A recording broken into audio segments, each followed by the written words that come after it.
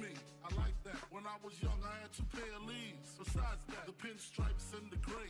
The one I wore on Mondays and Wednesdays. While niggas flirt, I'm throwing tigers on my shirt and alligators. You wanna see the inside? I see you later. They come the drama. Oh, that's that nigga with the fake. Wow, why you punch me in my face? Stay in your place, play your position. Here come my intuition. Go in this nigga pocket, rob him while his friends watch it, and hoes clock it. Here comes respect.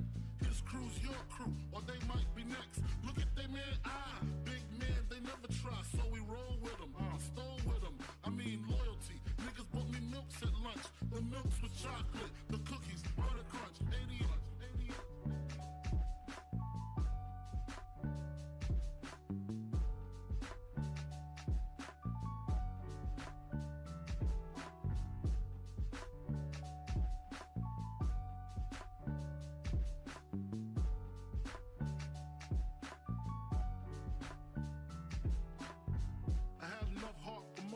Long as I got stuff for most of them soft. Even when I was wrong, I got my point across. They depicted me the boss. Of course, my orange box cutter make the world go round. Plus I'm fucking bitches ain't my homegirls now. Start stacking, dabbled in crack, gun packing. Nickname Medina, made the scenes, took my Ninas. From gym class to in-glass, pass off for global. The only nigga with a mobile. Can't you see like total? Getting larger in waist and taste. Ain't no telling where this felon is heading. Just in case, keep a shell at the tip of your melon. Clear the space. Your brain was a terrible thing to waste.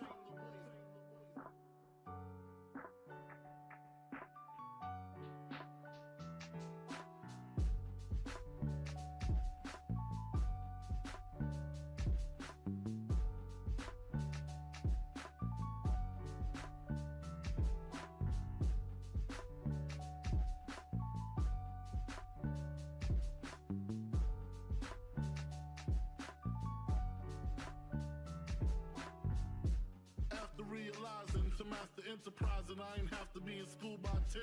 I then began to encounter with my counterparts on how to burn the block apart. Break it down into sections. Drugs by these selections. Some use pipes, others use injections. Syringe sold separately. Frank the deputy, quick to grab my Smith & Wesson like my dick was missing. To protect my position, my corner, my layer. While we out here, say the hustler's prayer. If the game shakes me or breaks me, I hope it makes me a better man. Take a better stand, put money in my mom's hand. Get my daughter this college plan, so she don't need no man. Stay far from timid, only make moves when your heart's in it. And live the phrase, sky's the limit. Motherfucker.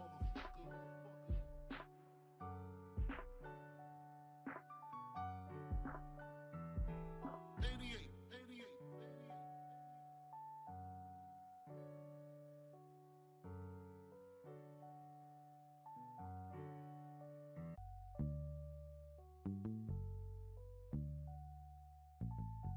The phrase, sky's the limit.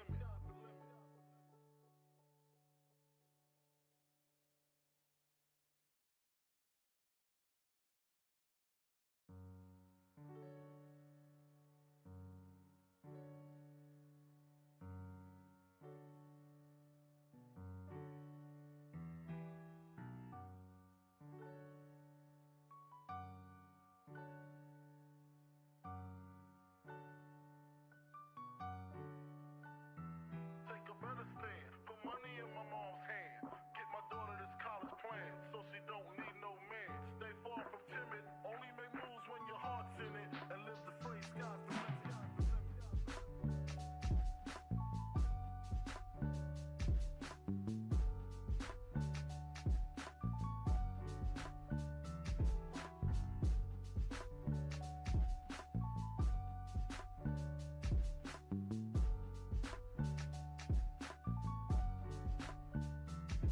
A nigga never been as broke as me. I like that. When I was young, I had 2 pair of leaves. Besides that, the pinstripes and the gray. The one I wore on Mondays and Wednesdays. While niggas flirt, I'm throwing tigers on my shirt and alligators. You wanna see the inside? I see you later. They come the drama. Oh, that's that nigga with the fake. This nigga pocket. Rob him while his friends watch it and hoes clock it. Here comes respect. His crew's your crew, or they might be next. Look at they man, big man, they never try, so we roll with them. I stole with them. I mean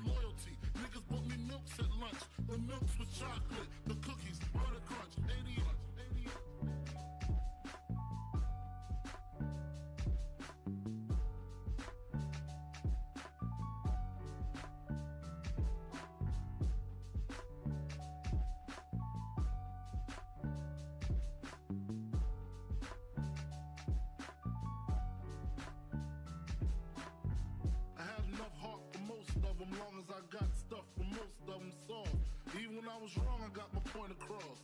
They depicted me the boss. Of course, my orange box cutter make the world go round. Plus I'm fucking bitches ain't my homegirls now. Start stacking, dabbled in crack, gun packing. Nickname Medina, made the scenes, took my Ninas. From gym class to in-glass, pass off for global. The only nigga with a mobile. Can't you see like total? Getting larger in waist and taste. Ain't no telling where this felon is heading. Just in case, keep a shell at the tip of your melon. Clear the space. Your brain was a terrible thing to waste.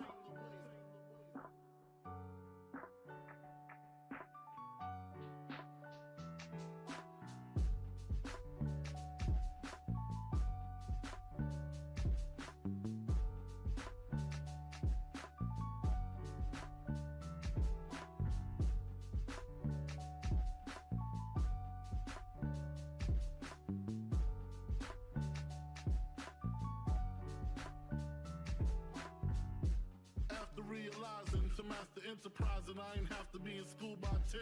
I then began to encounter with my counterparts on how to burn the block apart. Break it down into sections. Drugs by these selections. Some use pipes, others use injections. Syringe sold separately. Frank the deputy, quick to grab my Smith & Wesson like my dick was missing. To protect my position, my corner, my layer. While we out here, say the hustler's prayer. If the game shakes me or breaks me, I hope it makes me a better man. Take a better stand, put money in my mom's hand. Get my daughter this college plan, so she don't need no man. Stay far from timid, only make moves when your heart's in it. And live the phrase, sky's the limit. Motherfucker.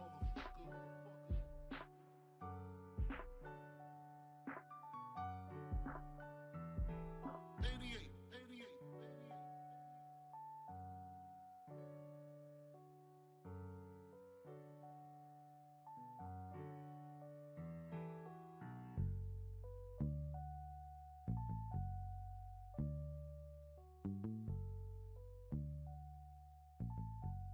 And live the phrase, sky's the limit.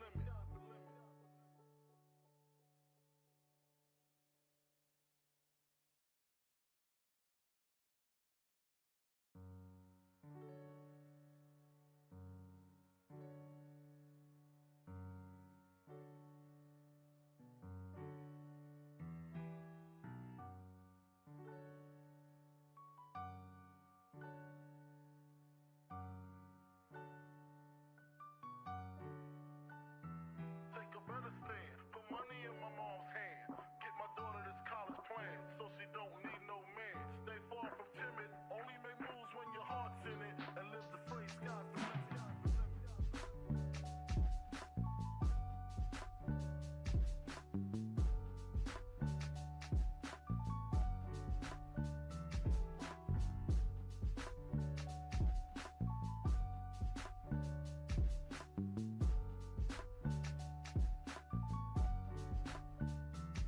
A nigga never been as broke as me.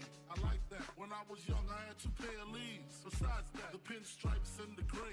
The one I wore on Mondays and Wednesdays. While niggas flirt, I'm throwing tigers on my shirt and alligators. You wanna see the inside? Huh, I see you later. Here come the drama. Oh, that's that nigga with the fake. Wow, why you punch me in my face? Stay in your place, play your position. Here come my intuition. Go in this nigga pocket, rob him while his friends watch it. And hoes clock it. Here comes respect.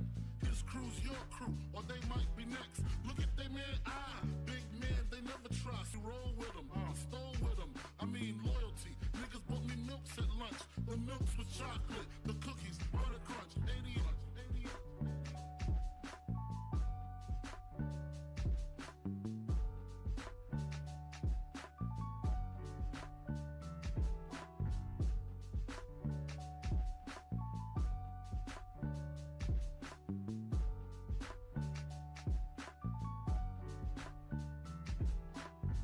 I had enough heart for most of them, long as I got stuff for most of them soft. Even when I was wrong, I got my point across. They depicted me the boss. Of course, my orange box cutter make the world go round. Plus I'm fucking bitches ain't my homegirls now. Start stacking, dabbled in crack, gun packing. Nickname Medina, made the scenes, took my Ninas. From gym class to in-glass, pass off for global. The only nigga with a mobile. Can't you see like total? Getting larger in waist and taste. Ain't no telling where this felon is heading. Just in case, keep a clear the space. Your brain was a terrible thing to waste.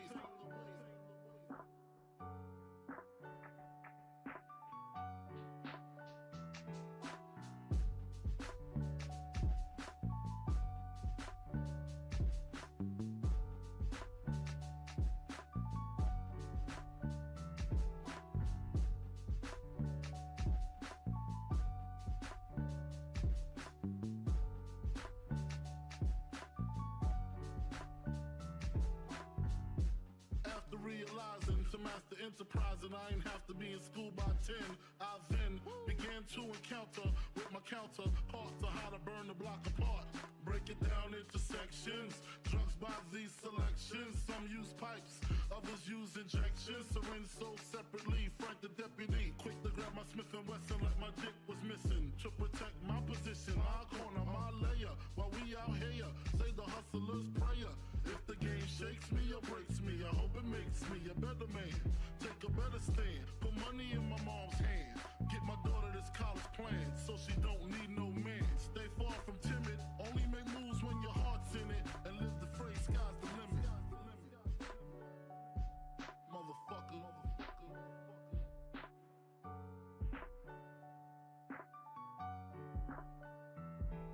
88.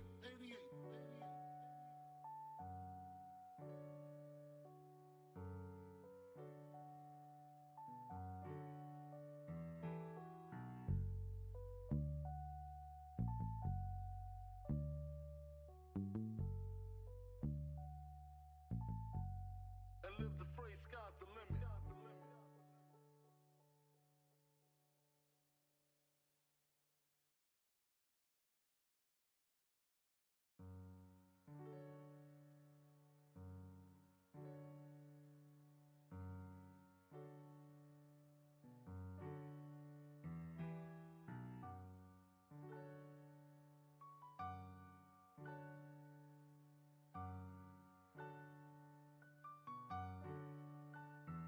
Take a better stand, put money in my mom's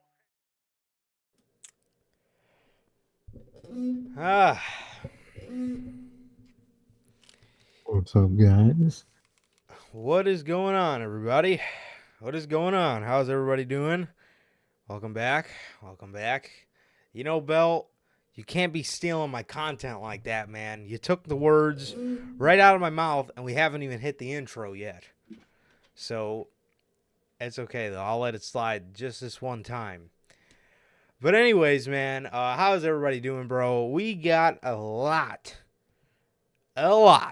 to discuss. We're going to end you guys off with these crown jewel predictions, but we're going to start you guys off with the few AEW debacles that have been going on as of late, man. One dropped yesterday. The other one's kind of been out for a couple days. Everybody's been kind of hearing about, the talent being upset with, Tony Khan and stuff like that, man. So we're going to talk about all that good stuff. And I'll tell you what, man. I'm going to try my very best to save a little bit of it for Monday. But man, when it comes to AEW, I'm not in a good mood as of late, bro. And no worries at all, Bell. I'm just giving you a hard time. But, man, we got a lot to talk about. I got to give you a hard time, Bell, so please excuse me. No, there's no other way to feel about it, especially with the stuff that there's no other way to feel about it, especially with the stuff that was said. It's embarrassing for the company. We'll get into it, man. We'll get into it. But anyways, bro, let's go ahead and hop right into the intro, man. Let's not waste any of your time. Manager Logan is here, everybody. Just had to announce that. But yeah, man.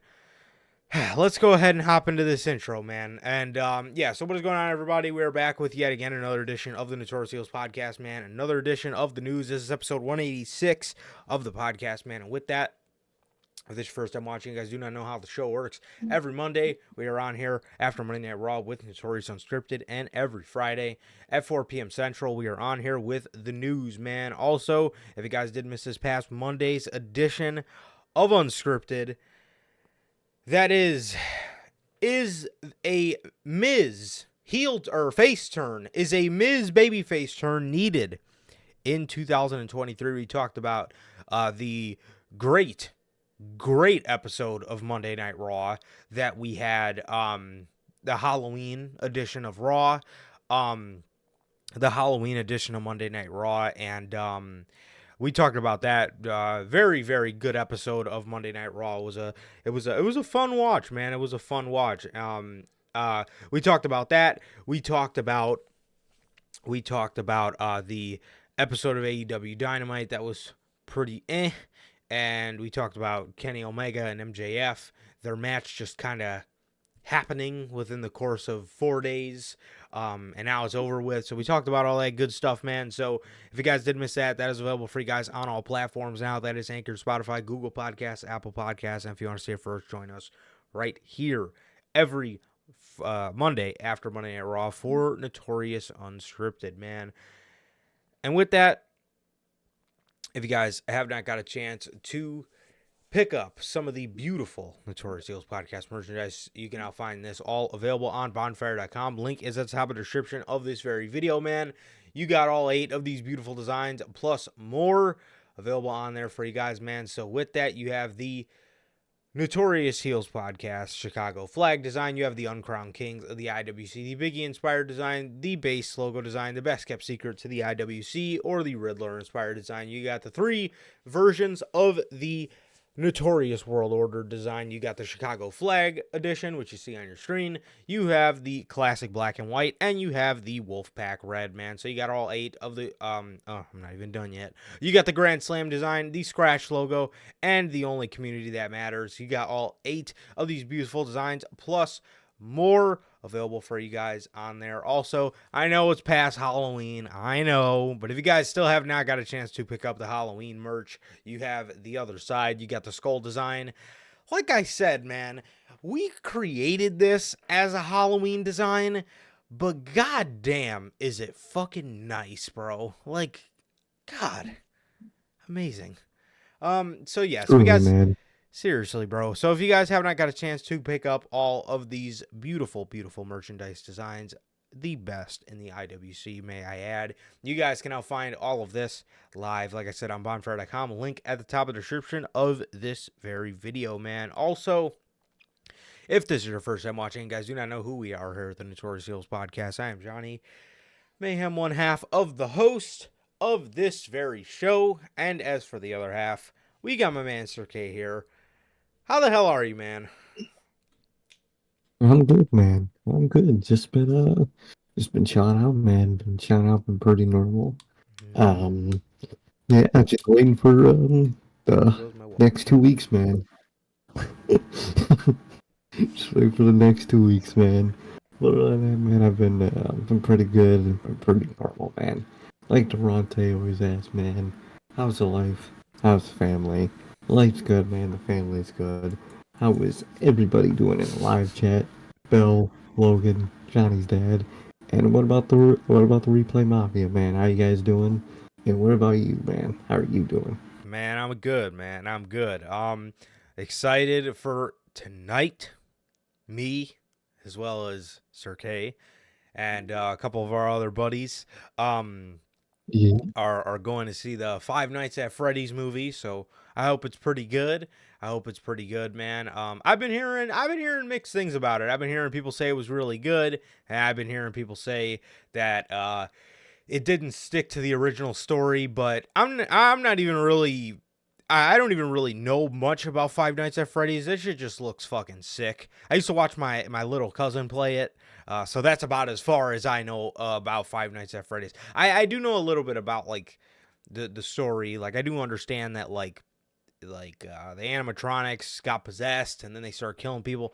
I know like I think I know as much as I need to know. But in terms of like the Five Nights at Freddy's iceberg that I'm always seeing videos about in my YouTube recommended, no fucking idea, clueless. But that's I've heard they don't stick to the script, which that's okay because that's how the Uncharted movie was kind of made, and and it's and it still turned out really fucking good. Like, you did not need to play the Uncharted games to get a grasp on the story and the plot if you watch the movie. Now, if you did play the games, it helps, obviously, because you understand all the callbacks, but if you don't, it's still a really good watch. So I'm cool with that. The Uncharted movie did that, and I thought that the Uncharted movie was very good. So yeah, I'm not too big on, like I said, the iceberg and, you know, how deep the story runs, but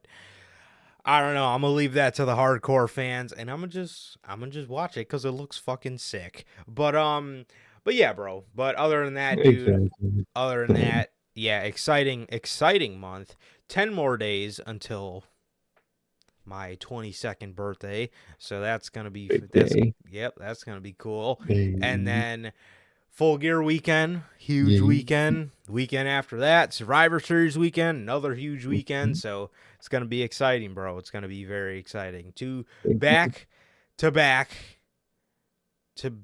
huge weekends. So it's gonna be fun, man. It's gonna be fun, bro. So yeah, I'm excited for it. Man. So yeah, other than that, dude, as Durante always asks, man, I'm good. Family's good. What about you, Durante, Logan, Bell, Pops, everybody here in the live chat, the Replay Mafia, JT, JB, Rich, you guys know who you are, bro. So thank you guys for being here, whether you're here in the live or on the replay, bro. So I see you guys talking about it. I see Bell talking about it and my Pops. So we're going to talk about it, bro. We're going to start you guys off. Ric Flair.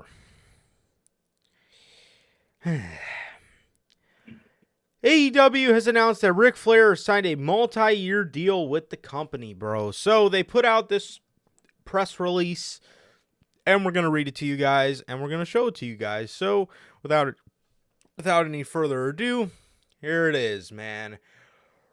All right. Ric Flair, wrestling legend Ric Flair signs a multi-year deal with AEW. The Nature Boys' new Woo Energy announced as exclusive drink of AEW. They're really rolling out the red carpet for him.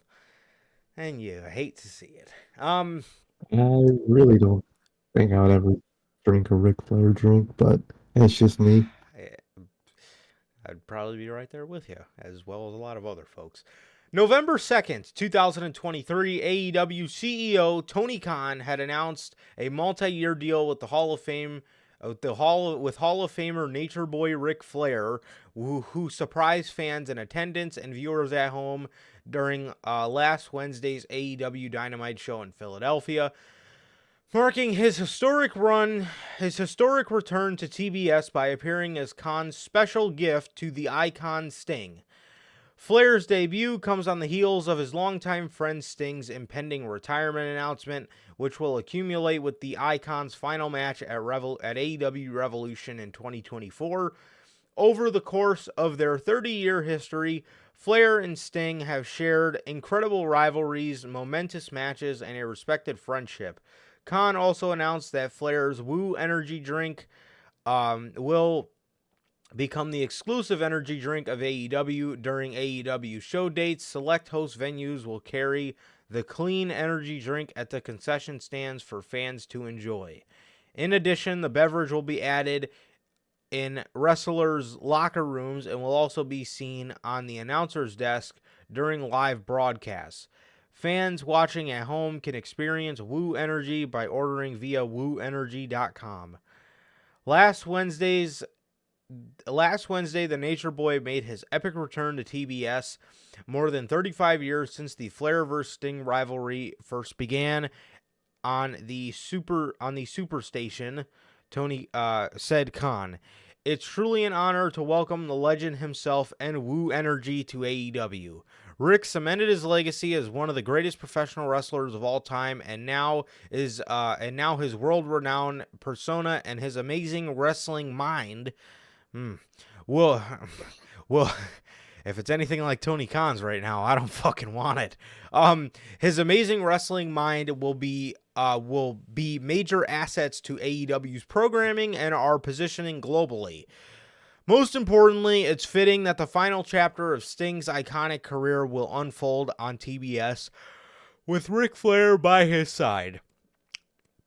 I've been in the wrestling business for 50 years, Flair said. Together with AEW and Woo Energy, I've never been more excited and never had more energy. When the Nature Boy promises a show, you know it's gonna go woo. We've all been a part of a woo moment. Time stops, crowd erupts, and people unite to celebrate the extraordinary. It's electric. You hear it, you feel it, and you never forget it, said Chad Bronstein, president and chairman of Karma Holdco, parent company of Woo Energy. This is so much more than a partnership. Together, Ric Flair, AEW, and everyone at Woo Energy will create unforgettable moments for our generations of wrestling fans.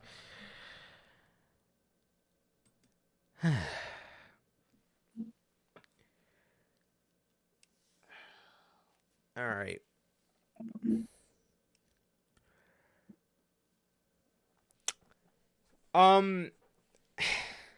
First of all, Logan, that is a great birthday gift. Just knowing that that's going to happen. What is it, bro? Fucking seven, Jesus Christ. 7 fucking years in the making. Golly. 7 years, bro. Let's fucking go. Yeah.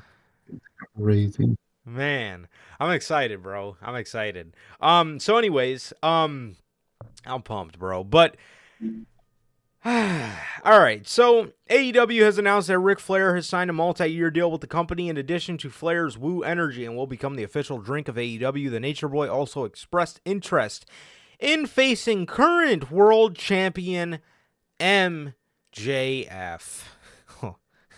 Here we go. Dude, Ric Flair's wrestling mind. Already, he's at it. Already, bro. Already. You know it, dude. He's already at the shit. Pride. Dude, his wrestling mind. Oh my God. There is none. There is no more wrestling mind. This is the same guy. So this wonderful wrestling mind that you're talking about, this is the same guy that said Charlotte Flair and Rhea Ripley had a better and more intriguing than Sami Zayn and Kevin Owens versus the Usos, and they should have main evented night 1 of WrestleMania 39. That's the same guy that said that. No thank you. Tony Khan a couple weeks ago went on one of the most embarrassing runs of AEW's history. Truly. One of the most embarrassing runs in the company's history. On Twitter. It wasn't even on television. It was on fucking Twitter. He went on one of the most embarrassing runs I've ever seen in this company's history. And during his little spiel, he wanted to poke fun at Vince McMahon and his allegations and, all the stuff that came out about. You guys remember the tweet, Sir Vince McMahon should have better things to worry about. Something like that. You guys remember the tweet. And then you go ahead and sign Ric Flair? Huh? Or has many of misdeeds that he's open to having. Like, ugh. God. Dude, so not only do you have this guy come in to be here for Sting every step of the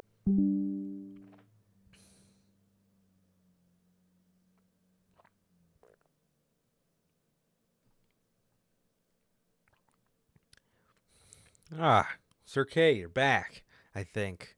Unless we're about to go out again. There you are. That wouldn't be shocked.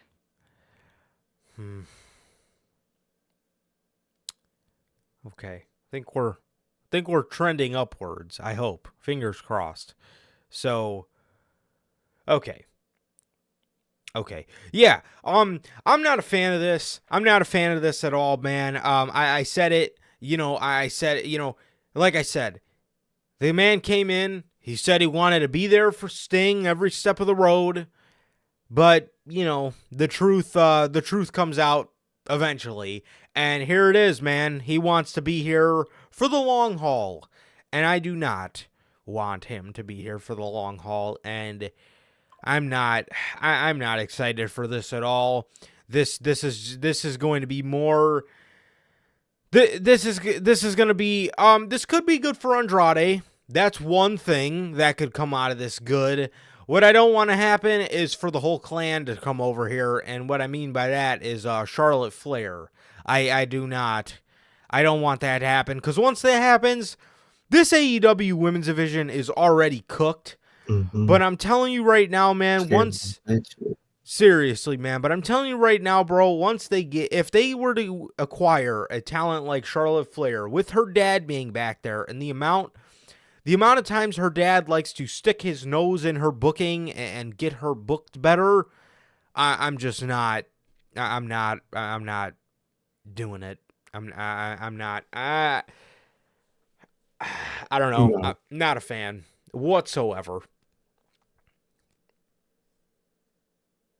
None whatsoever, man. And it makes the whole situation even worse. Because usually when AEW does, big announcements like this, the whole roster will tweet about it. The Tony Khan will tweet about it for a few days.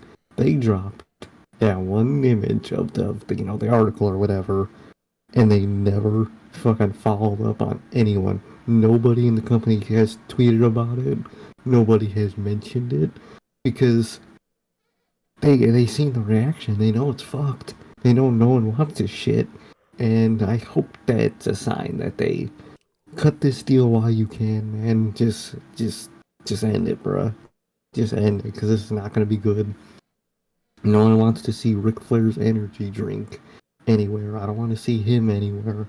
I don't want to see anything to do with him anywhere in this company, in any company, let alone the whole company. That's whole sole purpose was being a counter to things like this, to exact moves like this. This company was created a counter, and now it's just doing all that same bullshit. That's exactly what's going on. That's exactly what's going on here. This, like you said, dude, this company was made to be an alternative and to avoid shit like this. And what the fuck do you need Ric Flair in your company for anyway?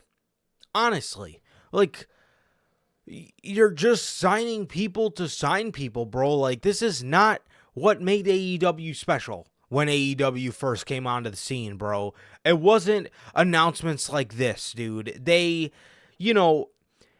shit like this just didn't happen. This shit like this just didn't happen, bro. It didn't. AEW had cool legends involved. Legends like Bret Hart. Legends that are still around, like Taz, like Jim Ross. People like that, bro. And again, I think it really goes to show, to Sir K's point, normally the talent will mass tweet about this kind of stuff. They'll tweet pictures of them and Ric Flair, and everybody will just be a big ball of joy after AEW announcements. Stuff like this just doesn't happen. They don't need him there. Half of the talent probably doesn't fucking want him there. So what are we doing, bro? I mean, seriously, man. What the fuck are we doing, bro? I don't get moves like this at all. And boy, when we get to talking about AEW Dynamite, I got a lot of fucking things I need to say about that show. Because that show is a fucking shell of what I used to still to this day, take off every Wednesdays for. It's a shell of it. It's a fucking shell of the show that I used to be excited to watch.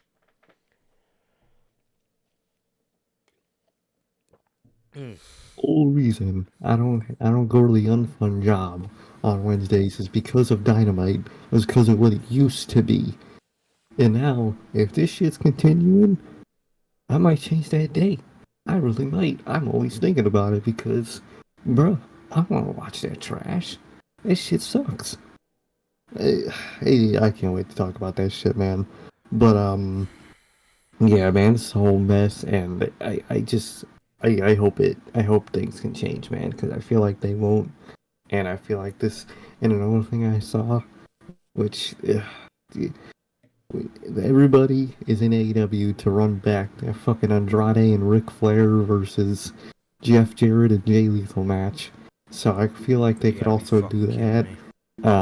If they do put him in a match, yeah, everyone's in that company, man. So I really don't like where this is going, and I could in that statement goes for the company as a whole. It really does. Seriously, bro. Dude, I don't know, man. I don't know. This is not this is I've seen a lot of people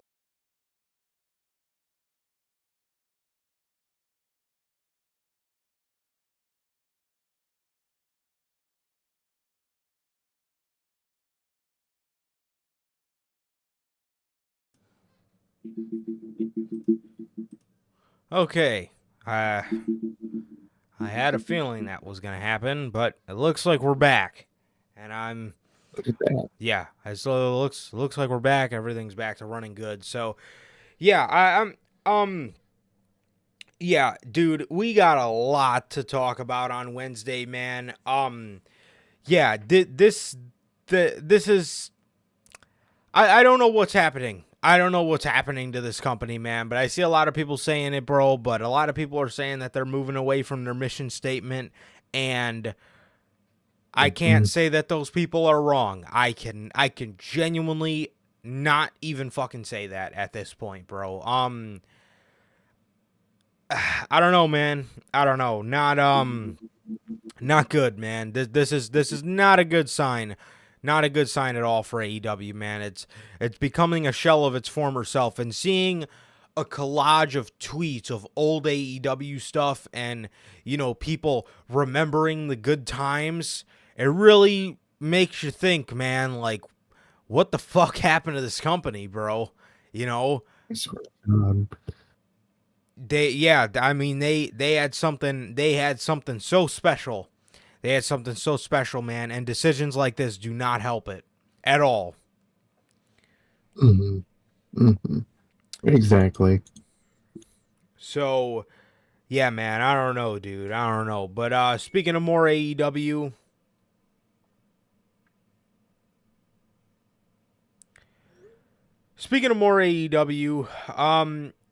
AEW talent. AEW talent are left in the dark about creative due to Tony Khan's last-minute decisions. Who the fuck does that sound like?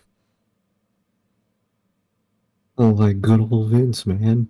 What the fuck? Like, Oh, it's oh. And you know, Sir K, let me ask you a question. yeah. What made AEW so special booking wise? What made them so special?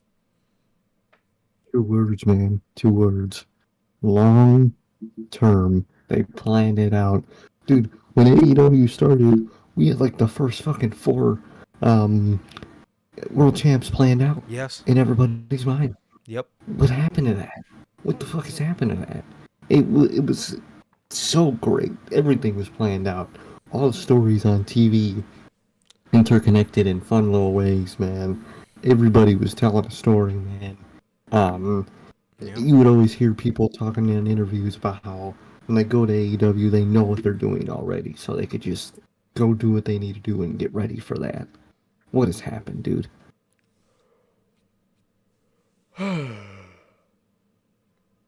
Man. Yeah. Okay, so Dave Meltzer noted on the Wrestling Observer Radio that AEW talent are increasingly in the dark when it comes to their creative direction. This has caused a problem because the wrestlers often don't know what kind of things they will be doing on television until they show up to the building. He says if you follow AEW, you know a lot of these things are being decided a lot later than previous. Guys are getting their information about what they're doing later, and decisions are being made later, and that's just how it is. At times, it's the day of the show, and they don't know. Dave Meltzer went on to note that it's almost at times the way we used to talk about WWE. You're made to counter. Seriously. Which is also very frustrating for the talent. It was also stated that a lot of talent have a say in what they're doing on television, but when they have no long-term ideas, it made things very difficult. Only time will tell if things will be fixed in AEW, but it does not appear things are going any smoother right now. Again, who does that sound like? That sounds like the past fucking 15 years, probably even longer than that, of Vince McMahon.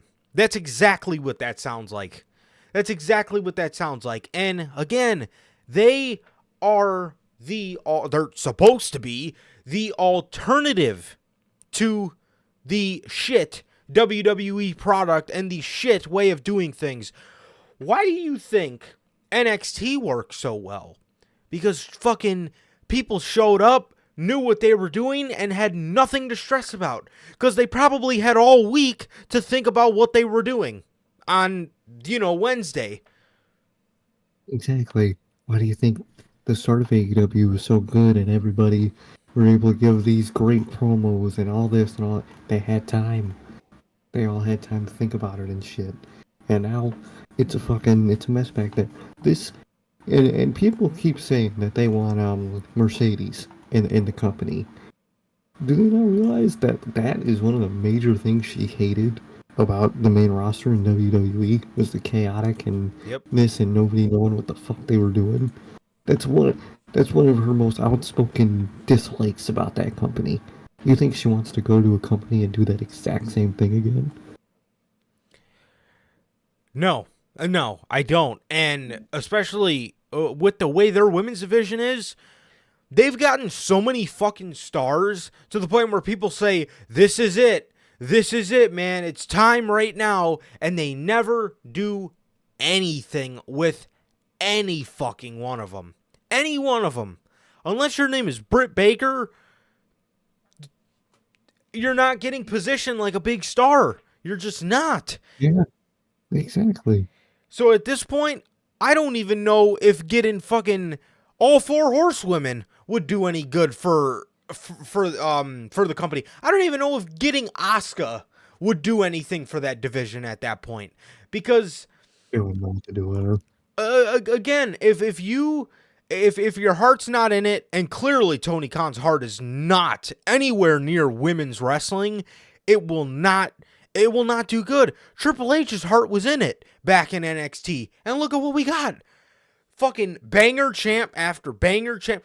Asuka, the greatest NXT women's champion. Then we went to Ember Moon, then Shayna Baszler, Kairi Sane, fucking Sasha Banks, Bayley, all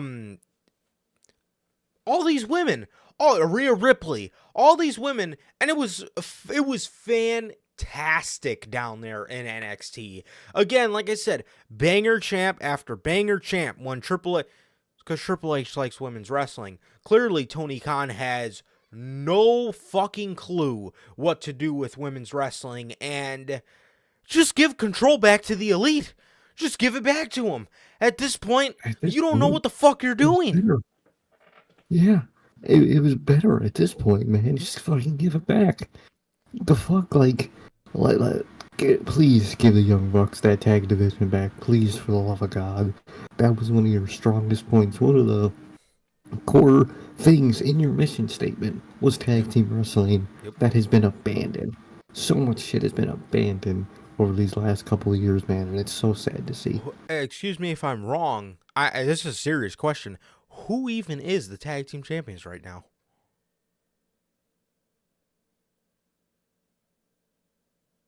Oh, that Ricky Starks and Big Bill.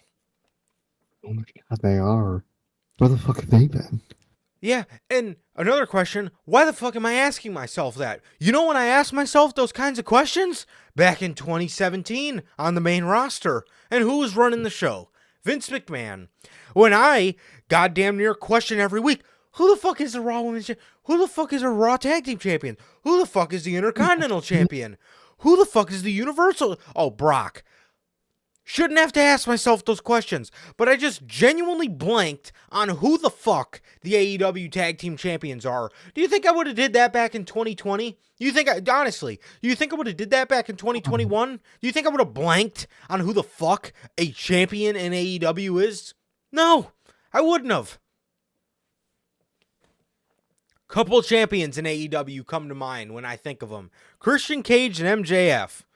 The other ones, it'll probably take me a minute to blank on.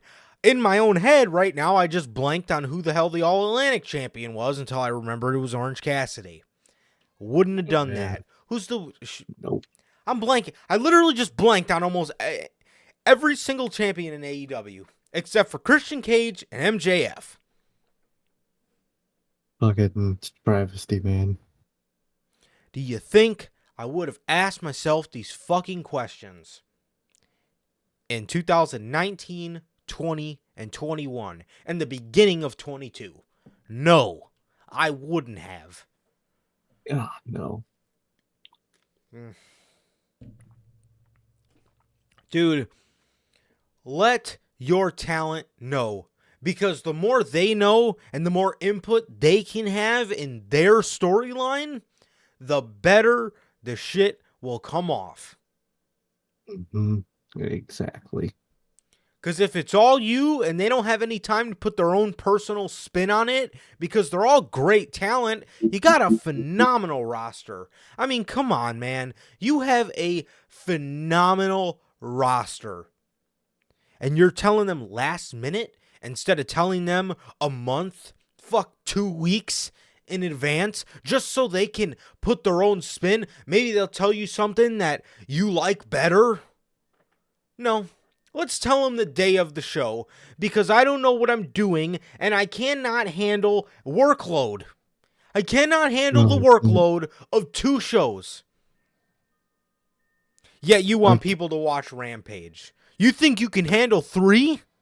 You honestly think you can handle 3? You can't even handle 2. The only reason the second one was going well is because you had GM Punk involved, and that man was damn near booking the show. He had all his fucking friends on there, and it fucking came off like a well-oiled machine. Because it was all friends wrestling over there. And on Dynamite, it's all Tony wrestling. That's just how it is. I guess all friends wrestling was fucking better. I can't believe I'm saying that. I thought that was what was holding them back.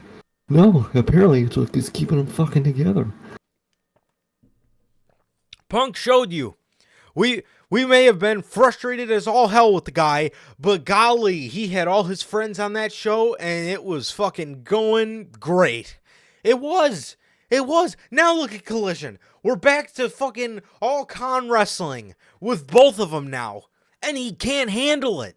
He cannot handle it. Hire a team, dude. Hire a team. You hired this jackass from Fightful to help you. What is he doing? What's he helping you with? Was he fucking rubbing your fucking sack? I mean, seriously, what are these people? What are these people helping you with? What? Nothing. They're not helping you with anything, dude. And it shows. And it fucking shows. They're there to fucking fondle his balls like Vince McMahon's team used to do. Literally exactly what Vince's team used to do. Bruce, what do you think of this? And Bruce is under the table rubbing his leg and making his dick hard. And then that's his job for the day. Like, no, exactly. And that's the worst part, too. I always had a feeling that eventually, one day, either Triple H or Tony Khan, one day in the distant future, would go senile and act, weird in their ways. Yep. Exactly. This shit would happen. I always expected it. I didn't think it'd be fucking 3 years in. I did not think it would be fucking 3 years in. Dude's going off Vince already. Man.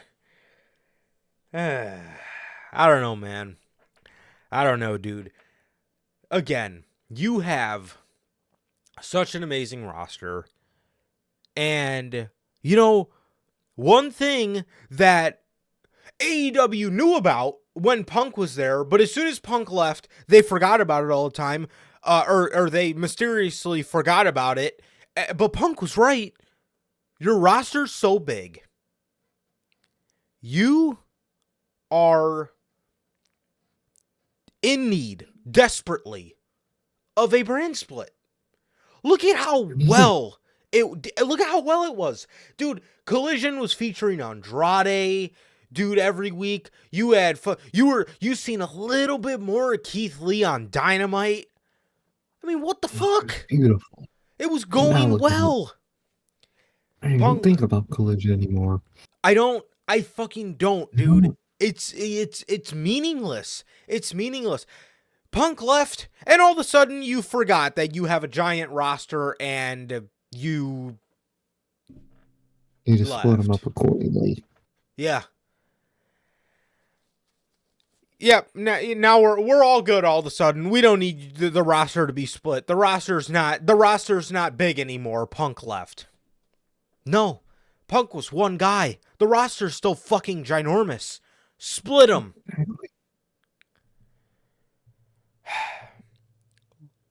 Shit like this, I would have never thought we would be hearing about this shit 4 years in. 4 years. To the point, I personally have a feeling he's going to stay, but if I'm MJF, what am I thinking right now? If I'm Will Ospreay, what am I thinking right now? Oh. Well, I'm an Ospreay fan. Hold on. If I'm Will Ospreay, I'm thinking about putting some incentives in my WWE contract to make sure certain things don't happen. We'll get to that in a little bit. But like Bell says, Roman Reigns is not on television every week. I never forgot that Roman Reigns was champion. Never. Oh, yeah. Never did I forget. Thing is, dude, Roman Reigns can miss Survivor Series. And I still will appreciate that, man.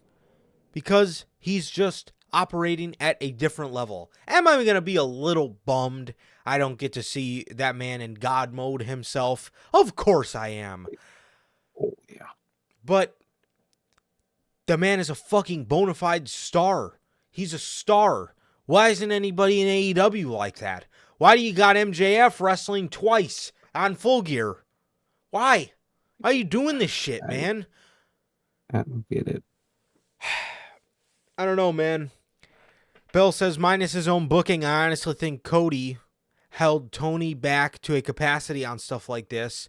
I don't know about you guys, but it feels like Cody left once Cody left, and then the shit started hitting the fan. Yeah, it sounds like it. It's the voice of reason. He really was. Yeah. Dude. It really is, dude. It really is, man. Cody, again, like Bell says, minus his own booking, because his own booking sucked, but it seemed like he, was the voice of reason. And if I feel if Cody was there with the Elite and CM Punk, by the time that all that shit was happening, I don't think any of that shit would have blew up like that. That's just personally. I just personally think that that's just me though. If Cody is the voice of reason that we all think, and what looks like he was, that man Cody Rhodes might have I don't really think that stuff would have blew up as much as it did. I feel like somebody like Cody being the voice of reason would have stepped in the middle of it. He was friends with both of them. Yeah, he's friends with everybody, so only it could have all been avoided. Seriously, man. But I don't know, man. I don't know. Yeah. I also think Cody might have had a little bit more say in kind of what happens in the men's division, Mm-hmm. because clearly Tony has no idea what he was doing. He has no idea what the fuck he's doing. No, he doesn't. He really doesn't. Yeah, but to be honest, Logan, for Survivor Series, I think it would suck if we didn't get a multitude of things. I think if we at least get a handful of some of the things I'm expecting. Exactly. As long as we get either War Games, Roman, or Randy, or Punk, any of those 4 things, I'm fine. None of those 4 things, Triple H gonna have to see me in the back. Yeah, definitely, definitely, bro. So yeah, we're definitely marching a gorilla if that's the case, because we need to go have a formal word with Paul Levesque. So yeah, man. But it's gonna suck. I'm telling you, it's gonna suck. But it's okay, man. He's the tribal chief. But one thing I don't understand why you're doing Roman Reigns versus LA Knight at Crown Jewel and not Survivor Series. Like, if you were gonna do it at any place, but then we might luck out. To be honest, though, with this AJ Styles news we got, because We might. yeah, I don't know, man. I don't know. Hey, man. Roman, he takes his time off. He takes his time off, bro. But at this point, man, it doesn't really bother me. At least, care at this point. yeah. I mean, when he is there, it's good shit. You know what I mean? That reign of that Brock, I always think back to that long Brock reign. That reign. And every time he came back, it was the same thing. He would jump around. Paul Heyman was cut his promos. He would get into a pull-apart brawl with his opponent, hit him with one F5, and fucking send him home. That was it. At least with Roman, whenever he does come back, it feels like a huge deal, and he does good shit. So I can appreciate Roman Reigns. I can see why you're frustrated, but personally, I'm not on that. I'm not on that side. I appreciate Roman. Roman reeks act and a title reign that people will miss in the future. It reeks of it for me. Yeah. Definitely. Yeah, that's just me though. But yeah, man, I don't know, dude. AEW, I don't want to say they're cooked. I really don't want to have to utter those words. But they are in the slow cooker right now. They are slowly but surely getting there. In the crock pot. Yeah. They got put in the crock pot, man. It's just turned on a little, and let's hope it gets turned off, man, because if not, they will be cooked. Yeah. Definitely, bro. Definitely. Listen, Logan, you can't carry this burden of WrestleMania 39 forever, okay? The American hero stepped in, and the American hero got sat down, okay? I'm going to leave it at that. Bitched. You have to go try it again, bro. The American hero. Well, Vietnam all over again. Bro just lost. So, let's hope that man could re-up this year, man, or next year. Let's hope this year next year, 2024, he can finally live out that American dream and not have to live out another American nightmare. Like him sitting in the fucking middle of the ring with a fucking hot dog or a chicken, a chicken sitting next to his fucking face. I don't know why I don't know why I pictured a rubber hot dog sitting in the ring with Cody, but but maybe that should be his WrestleMania 40 gear. He comes out in like a giant ass rubber chicken coat. Should be sick. Maybe, man. But Logan, you need to stop carrying this burden of WrestleMania 39, and you need to acknowledge the tribal chief. I said my piece. Okay, so that is all the shit. news. That is all the news of the backstage happenings in AEW. Honestly, man, that is majority of the AEW news that we have for the day. That is pretty much the bulk of it, man. But yeah, man. So with that, man, we got some WWE stories to go over, bro. Speaking of marching to Gorilla and having a formal word with Paul Levesque, via Fightful Select, Triple H had specifically prepared to shoot down CM Punk rumors and was surprised when he wasn't asked anything about it.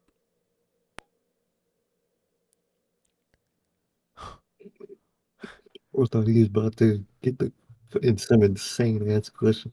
I can just imagine he mentally prepared for those questions. And all he got was Taylor He Swift. got home, so we didn't look at that. No, exactly. Bro, I can't believe it, man. I can't believe it. This man, Triple H, was genuinely sitting in his living room mentally preparing for CM Punk questions.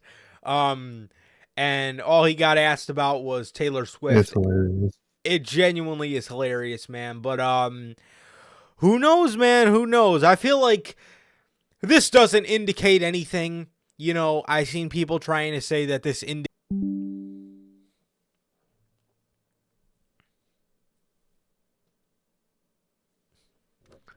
Are you there? There you are. There you are. All right. Yeah, so back to what I was saying. I've seen a lot of people trying to say that Triple H is doing dodging. This means that Punk's coming back in. Dude, if Punk is coming back in, do you really fucking think Triple H is going to sit there and be like, oh, yep, you guys guessed it, man. He's coming back in.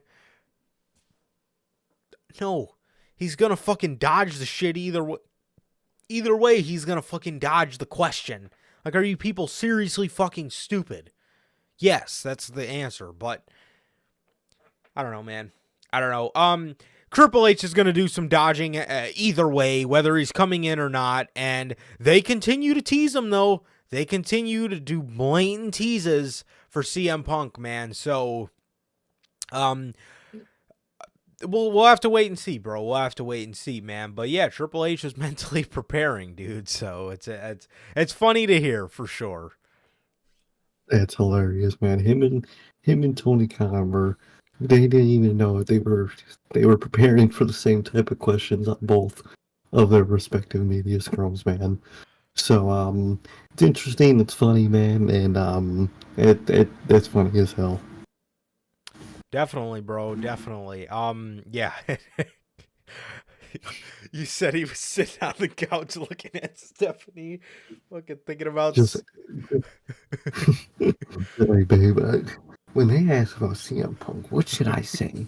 Should I just no comment, or should I deter them? Should I tease? I don't know what to do here.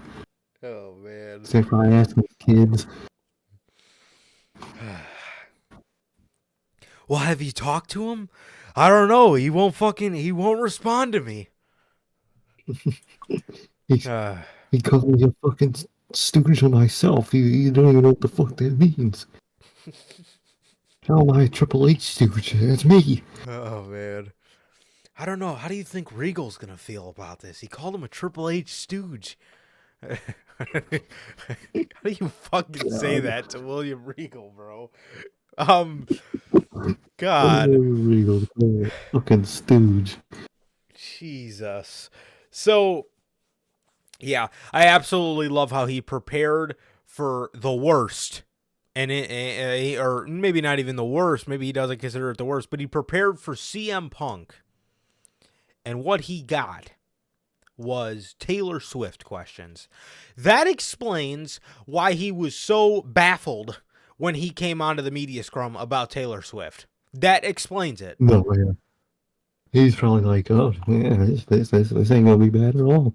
I was Yeah. worried about nothing. Yeah, there's a bunch of fucking idiots we invited to the goddamn media scrum. They won't ask me about CM Punk. They're fucking too busy fixated on asking about Taylor Swift. Whoever that guy is needs to never be invited back to a media scrum ever again. So, God fucking Lee, bro. Yeah, this man Triple H, bro. This man cracks me up. He really does. So, yeah, man, that is the news on Triple H preparing to shoot down some CM Punk related questions in at the Fastlane media scrum. So, speaking of the Triple H effect, breaking news as of today, the January 29th edition of Monday Night Raw, which is the Raw after the Royal Rumble, has already distributed 11,000 tickets. Man, the Triple H effect, bro. The Triple H effect, man. Monday Night Raw's selling like crazy again, dude. So the Monday Night Raw after the Royal Rumble, it's almost as if these fans are expecting a crazy Mania season. And I'll tell you what, if Triple H is still in charge by then, that man's going to be cooking. You know it.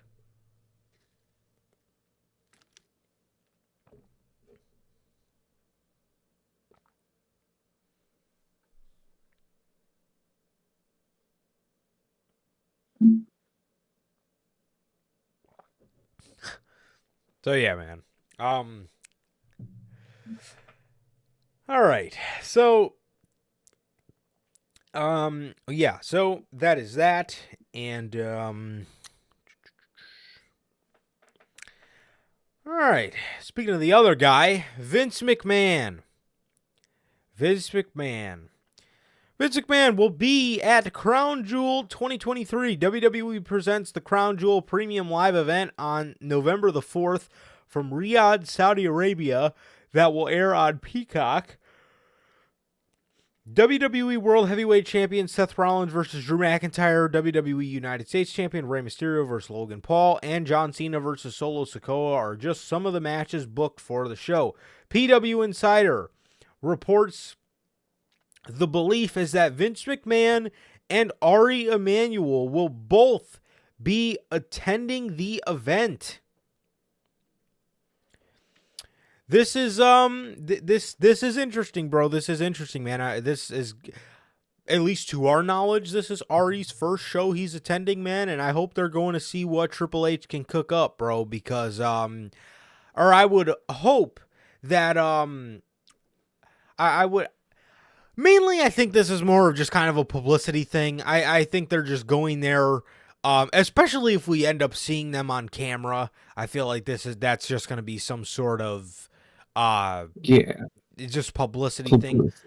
But if they are backstage, I feel like this could be Ari going to test how the backstage atmosphere is when Triple H is back there. So because he's been at some Vince shows, and we all know how those can be pretty hectic, man. So I feel like they're going to see kind of what the backstage environment's like with Triple H. With Paul cooking. So and I'm sure it'll be pretty good. So hopefully, man, this could be nothing but good things. And yeah, like I said, either they're there for publicity or they're there to just for Ari to kind of get a feel on how the backstage atmosphere is when Triple H is back there. Definitely, man. I think so. I think a mix of all of that, man. A mix of the publicity. Definitely, I could see, and I could see our manual want to see how Triple H does it, man. Or maybe if Vince does, take control that night, how the difference of it is perceived, and if anything, with these Saudi shows, if Vince will ever have any input on anything, it would be these Saudi shows, so maybe I could see that being his one show a year where he gets. Yeah. But definitely, man, it's interesting, but I think most of it's just publicity and, keep seeing how it goes.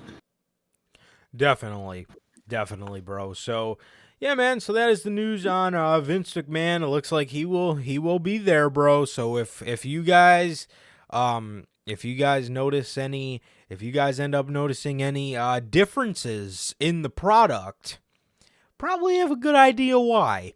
But if not, then that means they were just there to be there for Triple H, be there for Triple H and fucking watch that man go to work. So, yeah, man. So that is the news on Vince McMahon and Ari Emanuel being at Crown Jewel, man. Speaking of Crown Jewel, the Friday after Crown Jewel, PW Insider is confirming that AJ Styles is scheduled to return on November 10th edition of SmackDown. So next week, looks like AJ Styles is scheduled to be back, and I will tell you what. Do not make AJ Styles wait until January to get Roman Reigns. Just do it at Survivor Series, bro. Do not make... He's going to be coming fresh off an injury. Unless they do some sort of like AJ versus Solo, because they injured them. Unless they do something like that, man. But, which I could absolutely see, because I don't really know what else they would be doing at... I don't really know what else they would be doing at Survivor Series, if not. But man, I just really wish we could end up getting the Bloodline Fatal 4-Way. I really wish.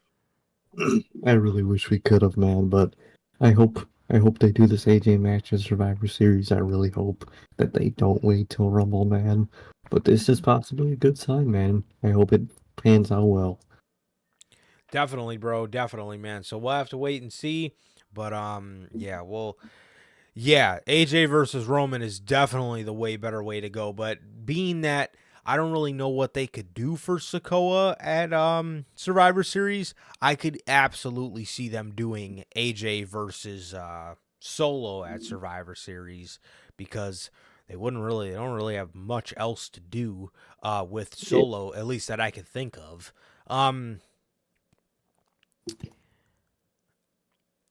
Yeah, but yeah, I don't know. It's interesting. I just don't know, because if you do AJ at Rumble, Roman's not defending the title again until Mania. Maybe he'll do Elimination Chamber, but I feel like they only did Elimination Chamber because of Sammy. But defends. If Roman defends the title against AJ at Survivor Series or at Royal Rumble, it just baffles me that WWE passed on a Bloodline Fatal 4-Way unless they do that in Australia at Elimination Chamber. But now that I think about it, that is going to be a pretty big show, so maybe he will defend it at the Chamber too. Yeah, I can see that. So, because if they pass up on that, man, that's I don't know, that just seems a little crazy to me, man. So, yeah, man, that is the news on AJ Styles returning soon to the WWE, man. Speaking of somebody that looks like she won't be returning to the WWE,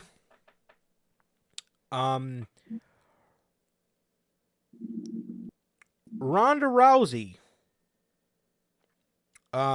She is set to make a second indie appearance at Wrestling Revolver's Unreal show on November 16th. She made her wrestling return earlier this week, tagging with Marina Shafir to defeat Brian Kendrick and Taya Valkyrie, but it looks like she will be returning for a second go-around. And Wrestling Revolver, I believe, is Sami Callihan's promotion. So, I think so. I'll tell you what, though, man. If she's cool with Marina Shafir, I really hope that they do not get her involved in anything AEW. I know we talked about it last week, but I'm again just throwing throwing out hope that that will never happen, because I do not want that at all. But yeah, Ronda Rousey's going for seconds in the indies, man. So it's going to be interesting.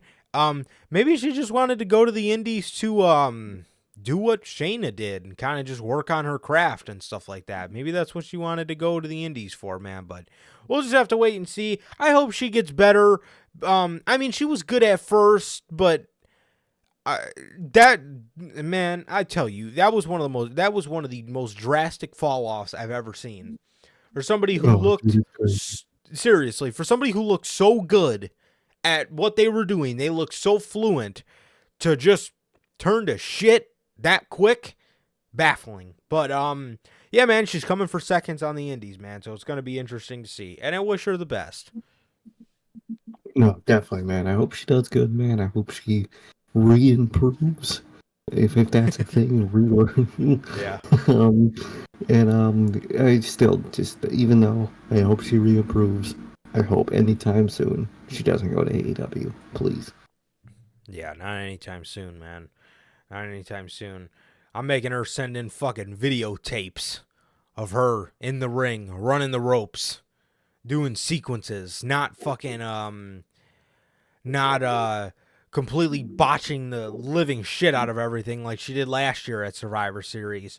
Dude, Shotzi goes for a over the rope, you know, like a Gargano style DDT, but on the apron. Ronda holds the rope so Shotzi can fucking go plummeting to her death. Nice move. How the fuck are you that unaware? Matt Riddle. Speaking of indies, Matt Riddle's first match since being released by WWE in September has been announced, with him set to face Rob Van Dam at Big Time Wrestling, the Reunion 3 in Chillicothe, Ohio, on March 9th, 2024. Right. Yeah, man, it looks like Matt Riddle. It looks like Matt Riddle is Matt Riddle's jumping over to the indie scene, man. I mean, I've heard that Matt Riddle has been getting a lot of MMA offers. So I've heard he's been getting a lot of MMA offers. So to see him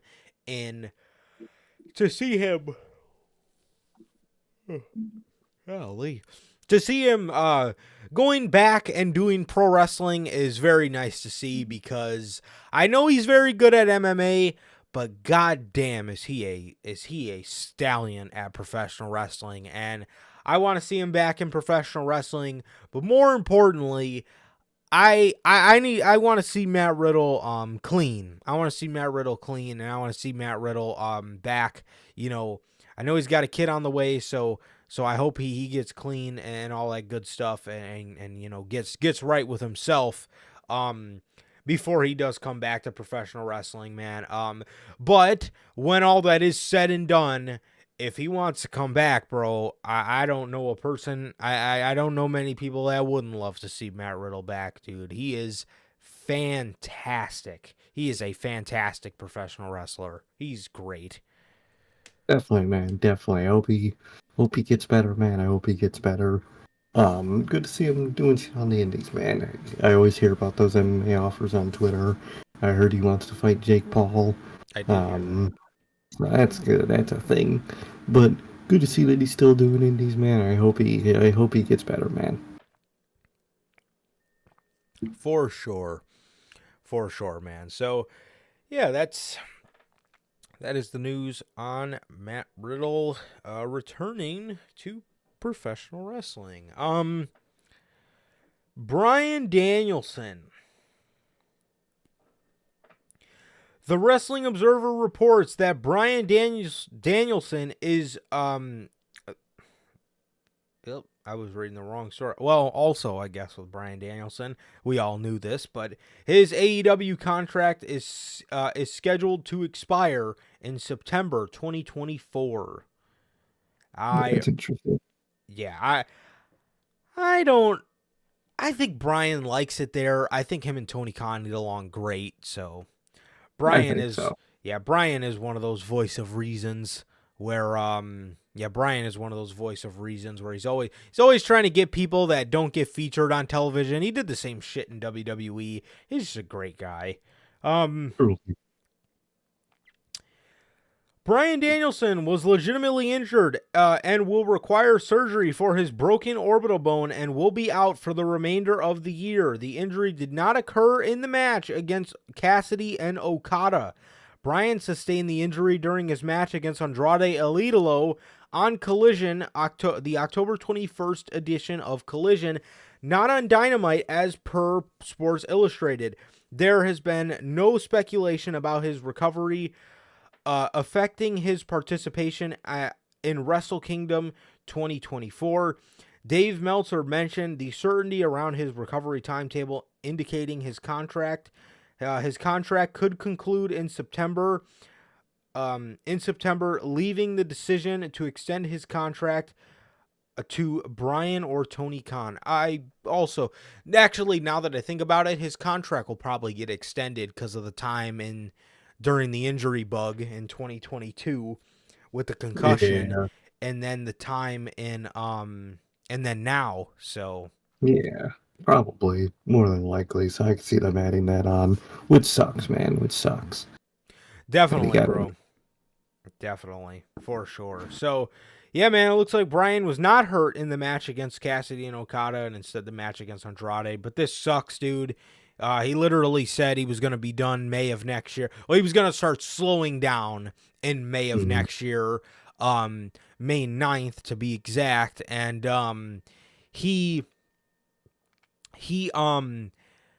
yeah, dude, gets hurt, and Wrestle Kingdom's now in jeopardy and all that kind of stuff, dude. So it sucks for Bryan, but the Wrestling Observer newsletter had actually elaborated a little bit more on what the injury meant for AEW, and they said the injury situation has greatly affected the booking in AEW, especially since Danielson, Cole, and Moxley were all figured into key things, and so much had to be changed with a creative domino effect on all plans. Damn, that sucks, man. That truly sucks, man. I hope he gets good soon. It really does, man. And if that Adam Cole injury is legitimate, I could genuinely see those two, if MJF stays, main eventing All In 2024 and Adam Cole finally beating him. I could see that, man. I could see that a year later. I could see them doing that. Yeah, definitely. Definitely. I could see that for sure. But yeah, that sucks, man. We got another injury bug going on in AEW, man. Adam Cole, that's even if Adam Cole is legitimate. Well, you know Bryan's legitimate, and you know Moxley's got his first scheduled match for 3 weeks, but he hasn't wrestled since. So he's getting physical, which is good, which probably means it's done. His concussion is done, but they're probably just trying to play it safe and have him get physical, but not really take any bumps of any sort. Definitely, man. Definitely. So yeah, man, that is the news on Bryan's injury, and I guess the second injury bug in AEW. Yeah, man, and that is pretty much most of the AEW news that we have for today, man. So jumping back over to some WWE stuff. The Miz.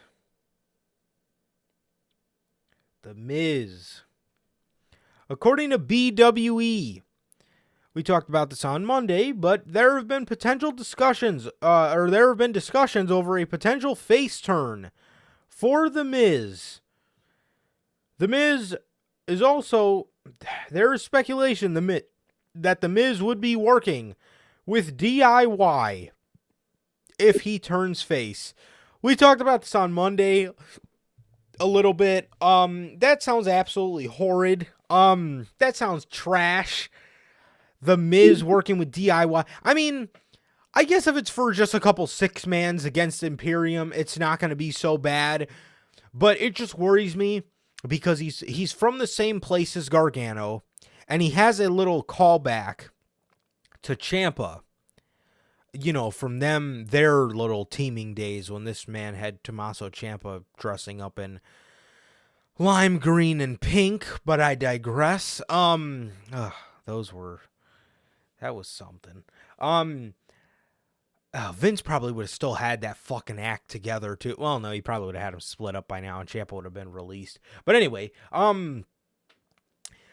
yeah, I'm not really for him working with DIY. Like I said, maybe a couple 6-mans wouldn't be so bad, but do not try to make some faction out of all this, man. I mean, fucking please, bro. Oh, God, no.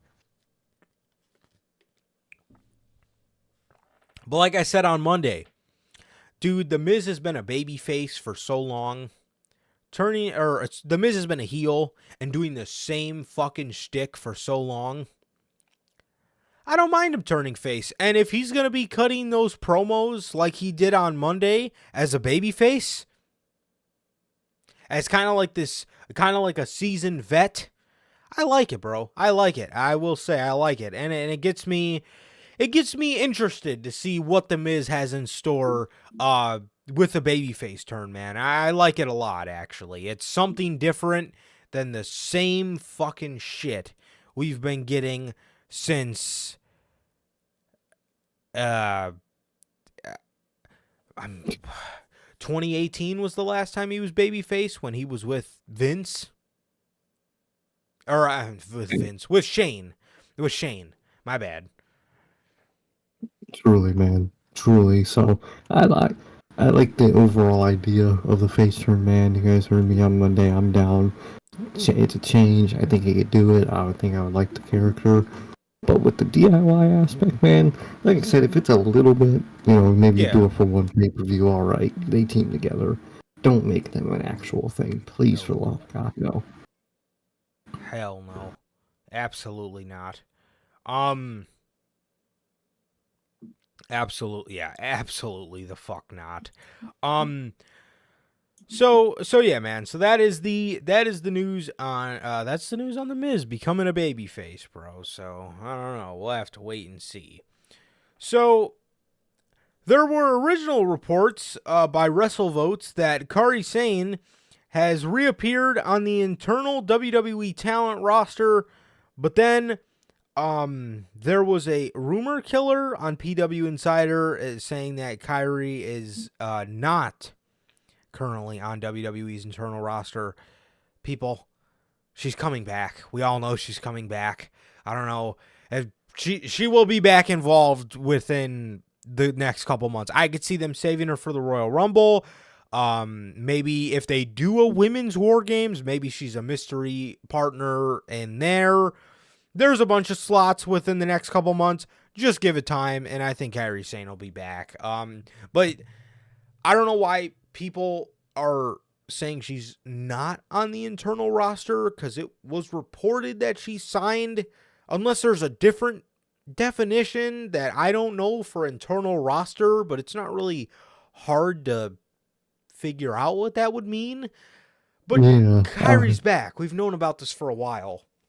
It's just a matter of time. Yeah. What I always thought internal roster is, this is who we think is an active performer and who we want to do something with. Yep. I think that would be obvious, but apparently not. But but she's coming, man. She's coming. It's gonna take some time, and I can't wait, man. It's gonna be awesome. Definitely, man. Speaking of people that are on the internal roster, just not on the NXT internal roster anymore, thank the heavens. The Creed brothers have officially been promoted to the main roster, per Dave Meltzer. This indicates that their match on WWE Raw last night is not a one-time thing. Instead, they are here to stay on Monday Night Raw. Dude, I said it on Monday. I like the Creed brothers a lot. I wanted the Creed brothers to get called up in the draft. They are great. As long as you can nail down a little bit more character for them, I think they will do just fine. As long as you don't give them the American Alpha 2 standout athlete gimmicks. then they will be just fine. They got called up with Ivy Niles, so they didn't strip her from the group. No, they kept them exactly how we seen them in NXT, and I think Triple H is about to cook with them. They had nothing left to do in NXT.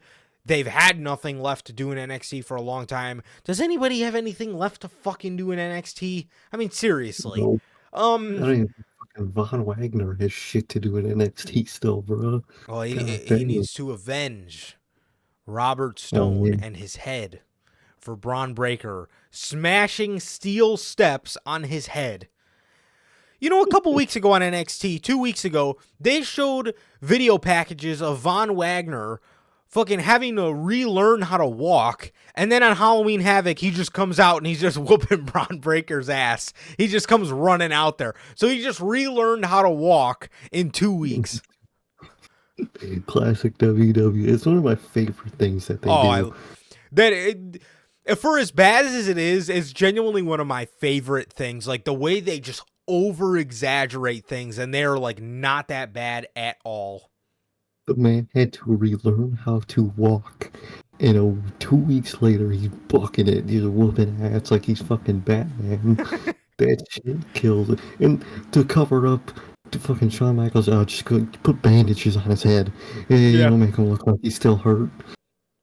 Absolutely hilarious, bro. Oh, Absolutely hilarious. I love it. That this company does, man. But good for the Creed brothers, man. I can't wait to see what they do on the main roster. And I can't wait. And there's a big list that's got to join them, man. 100%, bro. 100%, man. Yeah, I think, dude, seeing them on Monday Night Raw was like so cool, dude. Because like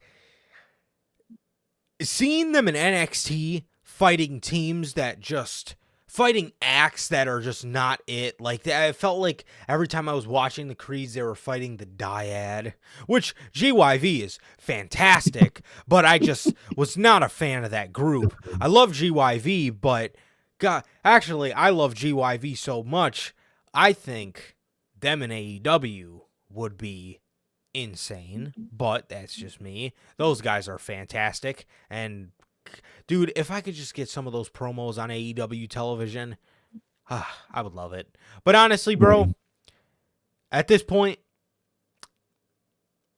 just stay on the indies.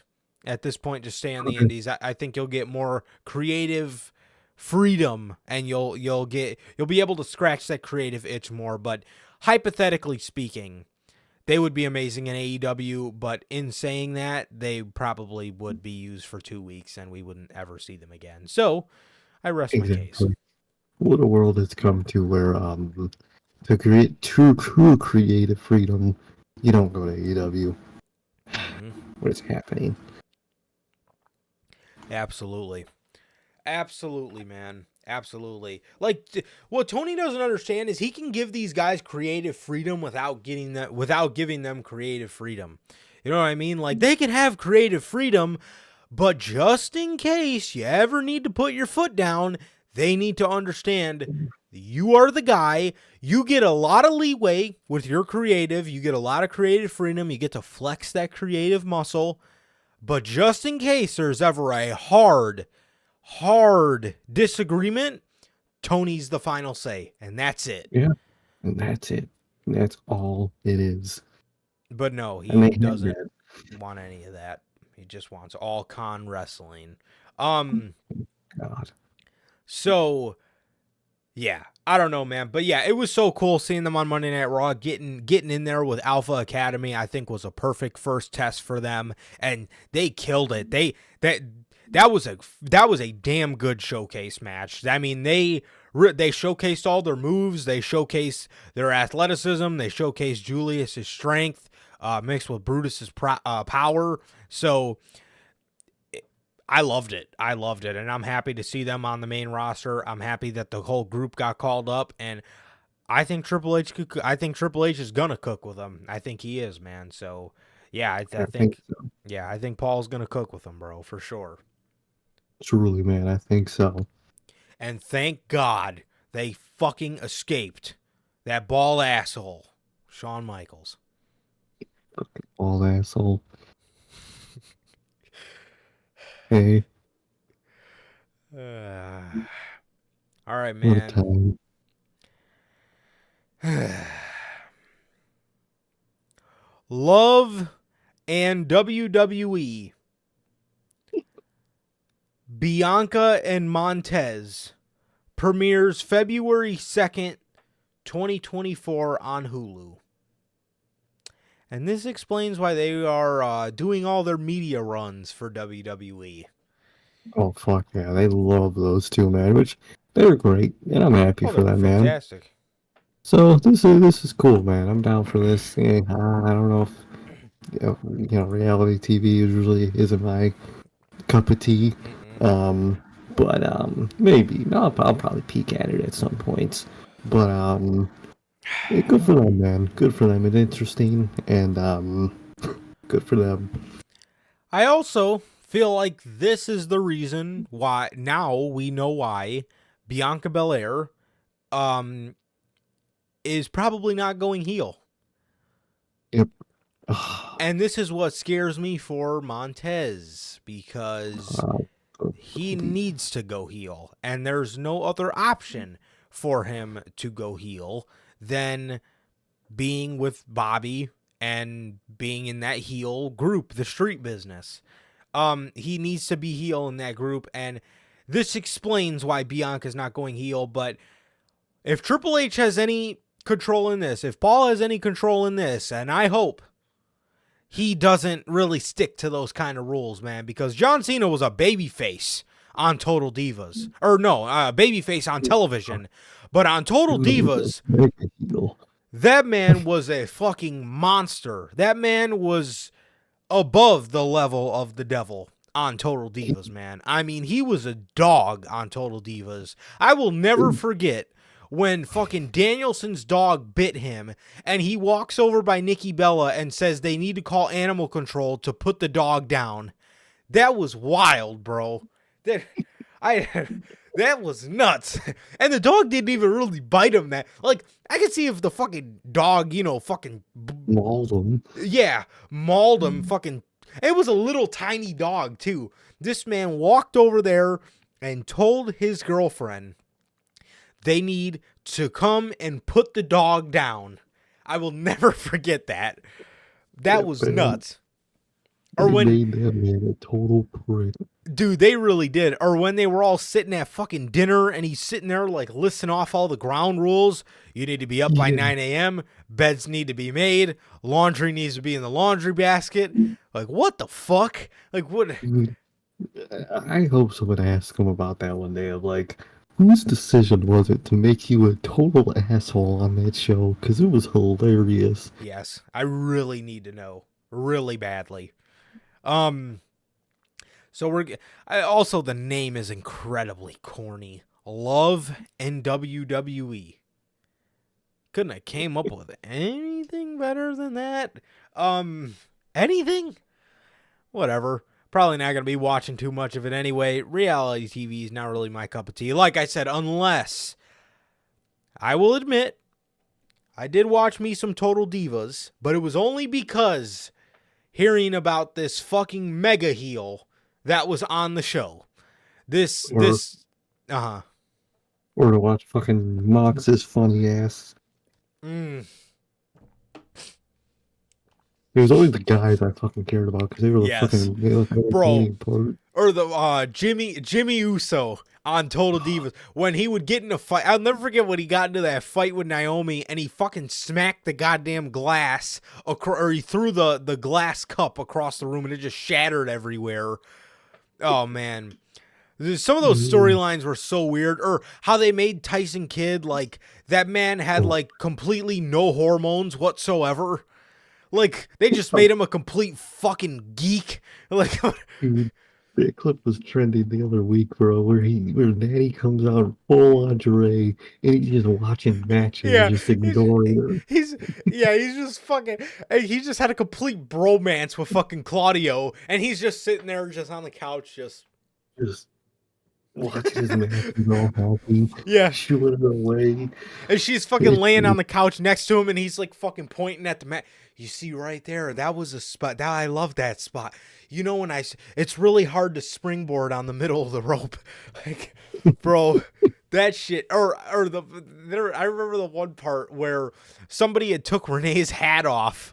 And fucking and Mox jumps the fucking gate, chases the dude, gets her hat back, and the camera crew's there, and he's making this guy say, "I'm a drunk asshole." He's sitting there, he's like, "Say I'm a drunk asshole," and this fucking poor guy's like, "I'm a drunk asshole." Oh, bro, dude. That shit was hilarious, bro. That shit was hilarious. Fucking, yeah. Oh, man. Total Divas was goated, bro. Total Divas, or early Total Divas was fucking goated, bro. That man, John Cena. He was a monster on that fucking show. What do you want him to do? Or, I don't want the dog in. Or she was like, do you want me to put him in the guest house? I don't want him in the guest house. He sheds. I want you to call. And she's like, well, what do you want me to do? He's like, you need to call animal control, and they need to come and take the dog away and put the dog down. Like, damn, bro. Oh, man. It was evil. I loved it. Dude, that shit, absolutely goated, bro. Absolutely goated. It was so bad, it was fucking phenomenal. It was so bad, it was fucking phenomenal, bro. So... Greatness on a different level, for real. So yeah, man, we're getting love in WWE, Bianca and Montez.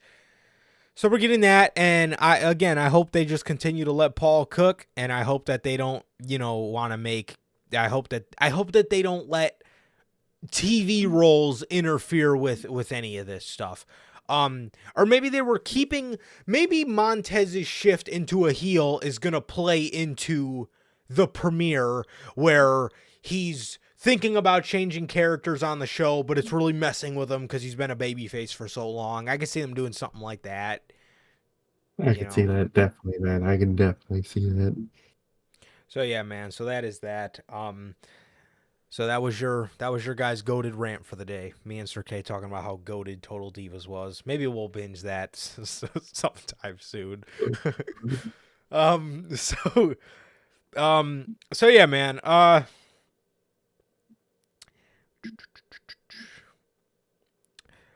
WWE 2K, according to Better Wrestling Experience, or BWE.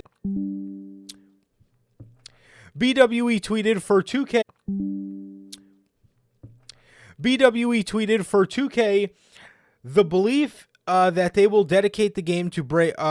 The belief is that they will dedicate the game for Bray Wyatt's career. They are also looking into PvP new opportunities, and it could end up being a different game than 2K24. I have no other updates, but will share when possible.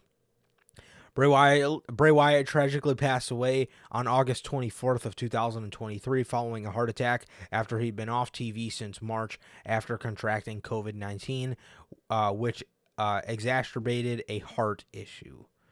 Rest in peace to the GOAT. Absolutely. Truly. And 2K has, dude, I've been seeing so many, ever since this news dropped, I've been seeing so many like fan-made 2K loading screens and like match screens with like background screens with like The Fiend and Bray. They got the opportunity to do something really special this year. A Bray Wyatt showcase. Dude, you could put all the iterations of him in there, dude. You could start the showcase out with Husky Harris. You could have him in the new Nexus. You could do that stuff. You could go into his NXT days. Unfortunately, you can't use Luke Harper because fucking AEW has the rights to the Brody Lee likeness and stuff like that. So it'll be a little hard to pull off the showcase, but I think I know it's gonna suck, but you could replace Brody, Luke Harper with like Wyatt family version of Braun Strowman, if that's what you have to do, because you can't, with likeness. It's going to suck, but if that's something you have to do, you could just do that to replace him in the showcase, even though it sucks because Brody's gone as well. But what were you saying? I doubt they would have to do that, man. I mean, Tony Khan, we had a big rant on his ass today, but yeah, I think he would still be cool with that happening. That is true. Because it's not like they would call him Brody Lee through the whole thing. He'd be WWE, and technically, I think they have I was about to say Luke Perry. What the fuck? Luke Harper likeness. And AEW just has the Brody Lee. So, because I think legally, they could put any past alumni in any game or anything for the most part. Yeah, they just don't want to pay them royalties, which is why they don't do it. Exactly, that's all they would have to do. So I think they could make it work. Definitely, I think all parties would be down for that. But but case in point, dude, you could do the NXT Wyatt family stuff. You could build that up to the main roster, the match with the Shield. Oh fuck, what are you gonna do about fucking Dean? God damn it. Anyways, golly, you could have a phenomenal showcase. You could have a phenomenal showcase mode of Bray Wyatt. Knowing 2K, it will be a lot of stuff that doesn't include the likes of Luke Harper and Dean Ambrose and all them kind of people. It'll be a lot of Fiend stuff. It'll be a lot of singles Bray Wyatt stuff. You can't even do his shit with Bryan Danielson because so but regardless, you have a lot of special stuff you can do, and you can still do a Bray Wyatt showcase. You'd have to leave out a lot of good stuff. But they've done it before, man. They did it with Cena, bro. They did a Cena showcase without featuring any CM Punk. So, that just goes to show how they can do them. They'll just have to leave a lot of people out, unfortunately. But I think a Bray Wyatt showcase would be amazing. Would be an amazing showcase, and he should absolutely be the cover of the game. He absolutely should. So, man. So that is that, and that is the news on Bray Wyatt and 2K possibly doing something special for Bray, and I think they should absolutely. I think they should too, man. A cover and a showcase mode would be absolutely perfect, man. And even with their special editions, a little. Maybe it comes with a Fiend mask or something. That would be really awesome. Edition, hell yeah. Yeah, something like that would just be really fucking awesome. And I hope they go that route. Definitely, man. And as for our last news story for the day, before we get on to the Crown Jewel predictions, WWE's possible plans for Will Ospreay have been revealed. Dave Meltzer is reporting on the Wrestling Observer Radio that one idea thrown to him for Ospreay was to be the star of NXT Europe.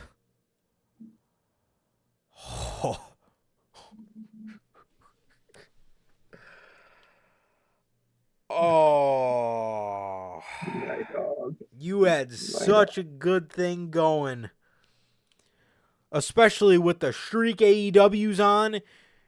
AEW would basically be handing them to WWE with what they got going on right now. And then you hear stuff like this. And it really makes me wonder, is WWE going to fumble Will Ospreay? Are they going to fumble another person, dude? Well, this is what Meltzer had to say on the matter. He said, one idea thrown to me was of NXT Europe being built around Will Ospreay. The revival of NXT Europe starts that thing of what happened with the original NXT UK and its effect on the independent scene in England. Really hurt it badly, but at the same time, they didn't run regular shows or anything like that. They just did TV tapings, so you just don't know. They've got the go-ahead from Endeavor to do it, but you just don't know exactly what that entails, Meltzer said. Ospreay's deal with New Japan Pro Wrestling expires in early 2024, and WWE, All Elite Wrestling, and TNA Impact are all interested in signing the IWGP United Kingdom champion. According to recent reports, lots of people expect Will Ospreay to sign with AEW next year. Yeah, you're good. No shit when you fucking offer him that. Dude, What the fuck? this is classic WWE handing somebody to Tony Khan. And it's like, maybe they're doing it on purpose because they know they have a crop of talent in NXT that, you know, they want. And maybe they just want CM Punk and MJF and they're willing to bite the bullet on Will Ospreay. They're getting Punk. Punk isn't coming back to AEW unless it's in due time. Unless years if it happens. Exactly. Because if Punk comes back within any time recent, then the point of fucking firing was completely ridiculous. So Punk will make a stop at WWE if I'm a betting man. Either that, or if he doesn't, he'll come back to AEW within years. But even at that, he's not getting any younger. So, you know, you're kind of on a time crunch here. Exactly. But yeah, so maybe they're fine with just having Punk and MJF, and maybe they're willing to bite the bullet on Will Ospreay. But dude, this is classic WWE saying those things to people that completely drives them away. We want you, but we want you to be a coach. We want you to be in the PC. We want you to be a producer. We want you to be in a fucking faction. We want you to be this guy's lackey. They constantly say stuff like that will deter people away. And that is exactly, it looks like that is exactly what is happening here. And my God, man, I mean, when you think about coming to WWE, you think about the WWE Championship. You think about WrestleMania. You think about SummerSlam. You think about winning a Royal Rumble. You think about winning an Intercontinental Championship. You don't fucking think about NXT Europe. And how does that look for Will Ospreay to say, I've done all this fucking work in my career, and all these people have to fucking offer me is being the star of NXT Europe? Are you fucking serious? Clearly, he's looking at AEW or WWE, so that tells you right there he's okay with being in the States, primarily. Yeah. And what do you go and fucking do? You offer him, you want to fucking pitch NXT Europe? That's the number one way to get him to fucking slam the door right in your fucking face. Bro, that is a crime. NXT Europe, first of all, who would he... It'd be like putting fucking Roman Reigns on AEW Dark. Like, first of all, the level of talent difference you would see would just be fucking immense. But second of all, no one cares about, at this point for the most part, no one cares about normal NXT, let alone one of the off-brand NXTs that I hate that exists. I hate it. I hate NXT. I hate what it became. It was nice at first. I hate what it became. It became so pointless. NXT Europe. It's pointless. It's completely pointless, man. You work here. I was just, before the podcast, I was on Twitter watching this clip of Will Ospreay cutting this promo on some dude he's facing in New Japan right now for his titles. And this man Ospreay was yelling at that man, telling him he wants him to beat the shit out of him and take his titles so New Japan's in good hands when he leaves. A bomb-ass promo. A fucking phenomenal promo. And you want to stick this man in purgatory? Yep. In purgatory? Dude, you are, like you said, you are handing this man to this dork Tony Khan. And speaking of the dork, AEW's not on a good fucking streak themselves. So if I'm Will Ospreay, I don't know what the fuck to do. I'll tell you what though, creatively, I'm going to WWE, but I am absolutely making it very clear I am not signing shit if I'm going to NXT Europe. You're going to put me on Raw. You're going to put me on SmackDown. I'm not going to play around with that fucking tie-dye bald asshole down there in fucking NXT either. I'm not doing none of it. I'm going to Raw. I'm going to SmackDown. And I'm facing the biggest fucking stars you got. And if not, then you don't get me. And then you're handing me to this fucking dork. And I'm probably going to be booked creatively like shit anyway. But I'd rather be on AEW where I have eyes than NXT Europe. No, exactly. That's the thing. Even with how bad AEW has been, I will over 100% pick it over NXT Europe. Absolutely. What the fuck, man? That is a slap in the face to that man. Give that man fucking SmackDown, bro. Please. All the work he's done, and you... Why would you even say that? Why would you even fucking utter that into existence? All the work he's done to make himself as big as he possibly can. And, just to get slapped in the face. And you think NXT Europe, which another thing, I guarantee you that's why 90% of these people that used to be on NXT UK have been axed from being called up. Ilya Dragunov, Tyler Bate, and I'll tell you right there, those two especially, if those guys aren't on the main roster within the next year and a half or 2 years, I'm requesting my release. Yeah, there ain't no point. Because I'm not. Yeah, Tyler Bate's been in NXT his whole adult life. And once Ilya Dragunov loses that belt, I'm asking to get called up. And if not, then what the fuck am I doing here?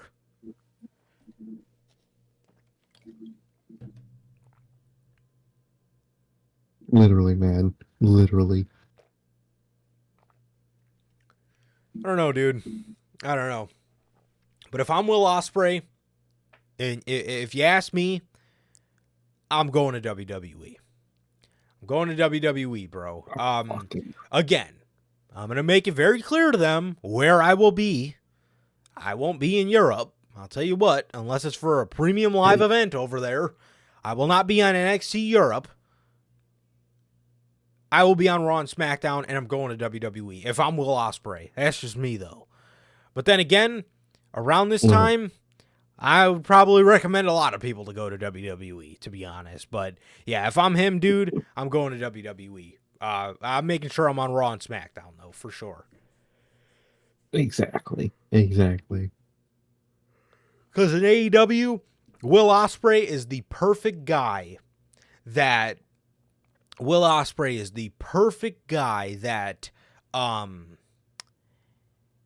Tony Khan just sees him, and the dream matches just reek. And that man just has nothing for Will other than dream matches. And it's like, Will has expressed, having to tone down his style because of his body. His body's breaking down. He's 29 years old. Do you see what that style does to you? Look at Kenny Omega. Kenny Omega the other day, during his match with MJF, after the match, was walking around like an old man. He is 40 years old. Look at how John Cena walks around. He walks around like he's fucking 35 still. Because he preserved himself. He didn't beat the living shit out of his body. You know what I mean? It's like, the style, if I'm Will, these AEW fans are going to want you to work this style. And if I'm Will, I'm suggesting going to WWE so you can tone that style down. That's just me. Exactly. It's another thing. Where you get to tell stories to make up for that style of tone down this. Yes.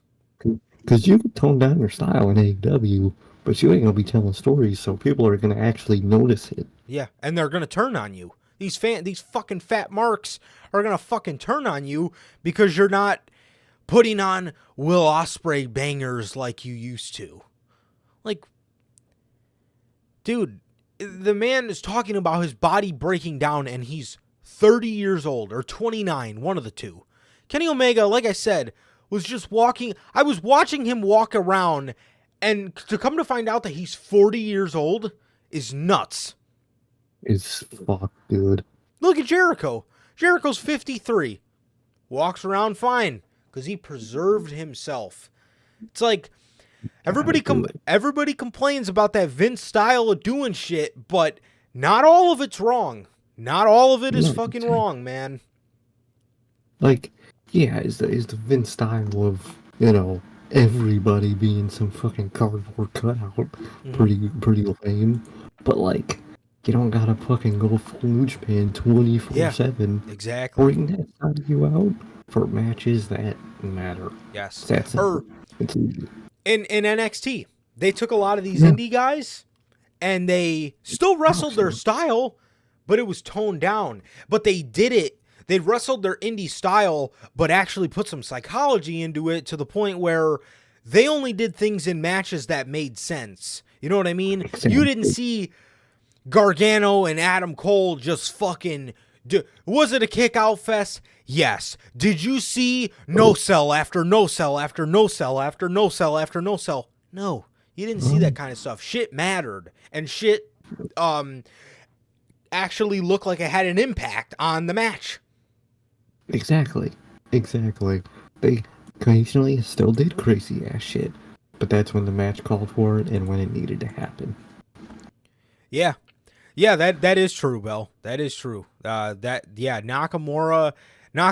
That's the reason Nakamura never left WWE, is because he didn't want to go back to Japan and work strong style anymore, because it fucking hurts and it breaks your body down. It breaks the shit out of your body down. And to my point again, I was baffled to see Kenny Omega walking around like that after a match. He is 40. That's horrible. That is horrible. But, wrestlers like to say we don't care about their health and well-being. Oh, yeah. We don't, man. We don't. We're just a bunch of marks that want to see them destroy their bodies. Yep. And I've heard nobody say that about Will Ospreay, too, except for us. Literally, except for us. That man did a Twitter video not too long ago talking about his body breaking down at 29. Go to WWE, bro. Tone it down. Tell some good stories. You're already fantastic in the ring. He understands psychology very well. I think he'll fit great under that Triple H system. I think he will. Truly. I truly think so. So yeah, man. So that's the news. That is the news on Will Ospreay and them possibly planning some NXT Europe stuff for Will Ospreay, and that is exactly what we think about it, bro. So now on to these crown jewel predictions. Starting off, man, we have the kickoff match. We have Sami Zayn's 900th match in WWE. I think it's in WWE. Fuck. Yeah. Yep, this is Sami's 900th match. That's right. I wonder if I couldn't remember if it was in his career or in his let me see. It's gotta be in his career, dude. Ain't no way that's in one company. That's insane. Let's see.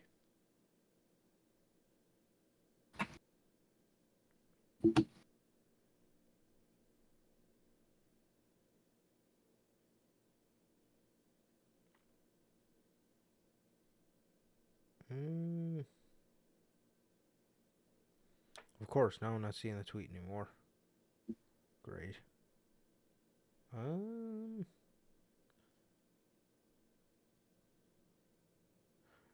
Oh, God. I literally can't scroll on Twitter without seeing all these old AEW pictures and people being like, this is the AEW I remember. It's horrible. All day. It's just in all caps, all Elite Wrestling, and it's just all the good shit they've done. Like, yeah, that's what we need, bro. I swear to God. Let me see. Damn. I seen it earlier. Bro. And now I can't find it, of course. Let's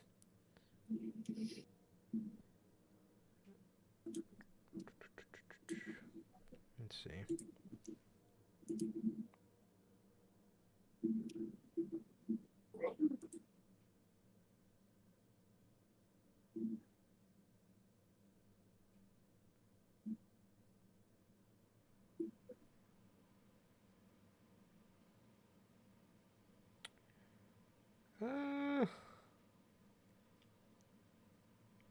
Oh, that's so annoying. Let me see.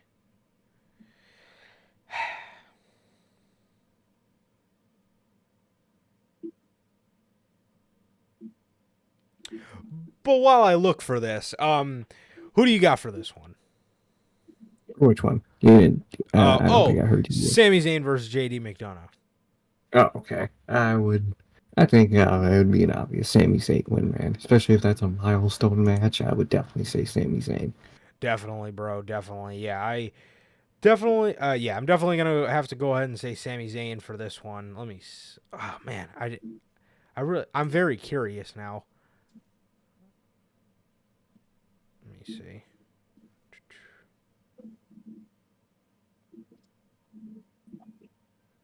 No, yeah, and that's his 900th match in WWE.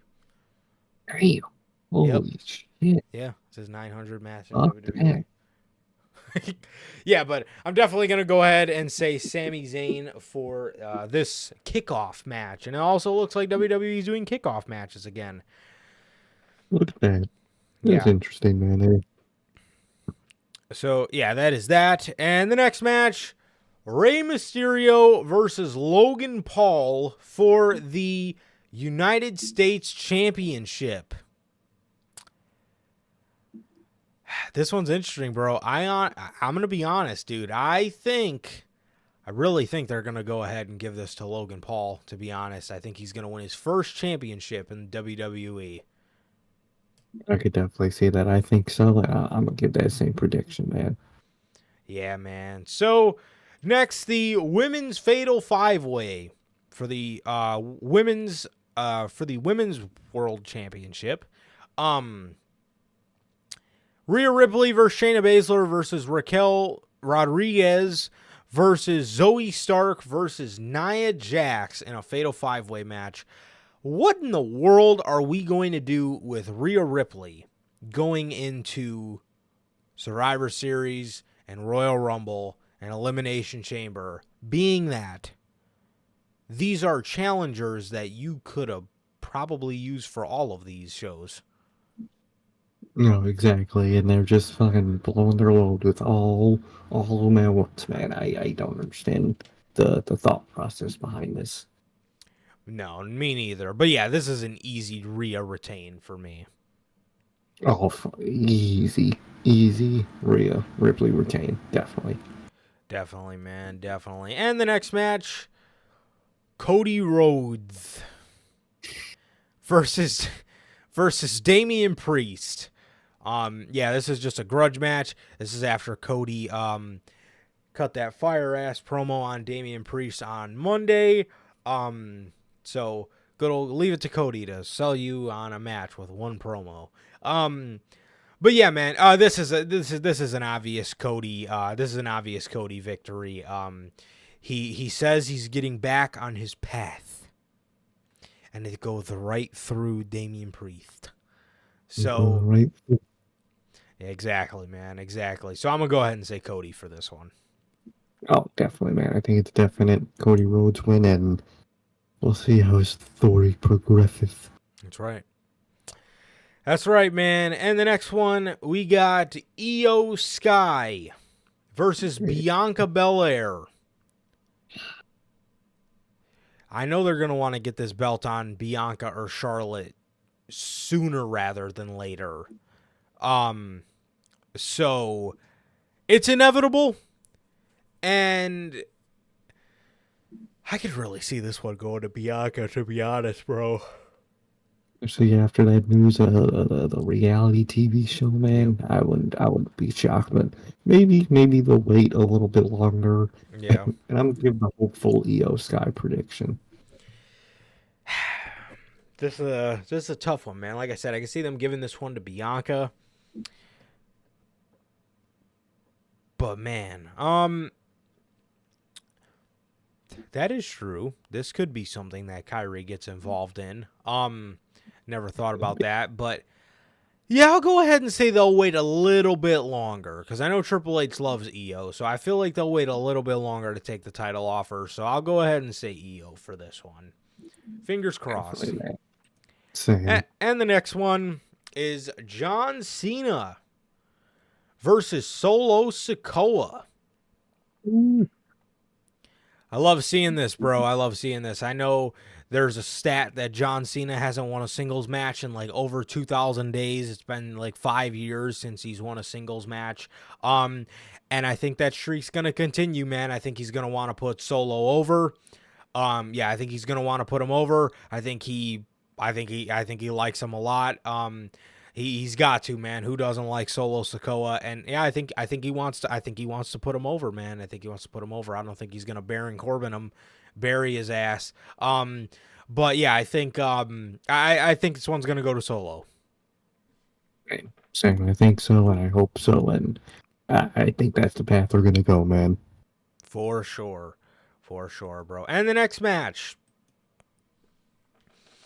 Drew McIntyre versus Seth freaking Rollins for the World Heavyweight Championship. It's a good one, bro. It's a good one. So, Drew said it on Monday. Seth Rollins is willing to break his back to keep the championship, but he is willing to break his back to take it from him. That shit is heat.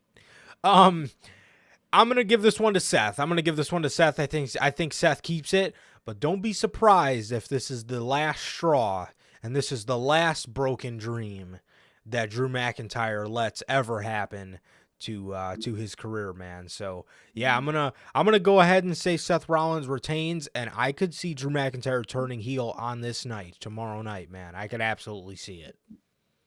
Definitely, man. I can definitely see it. Some variation of that. But my prediction is also Seth, and I think that'll be the cause for the Drew McIntyre snap.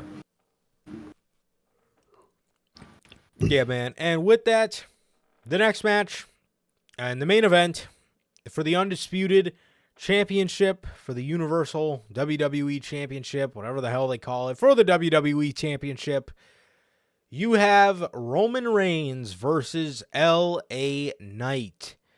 Man, this one's going to be a good one, bro. This one's going to be a good one.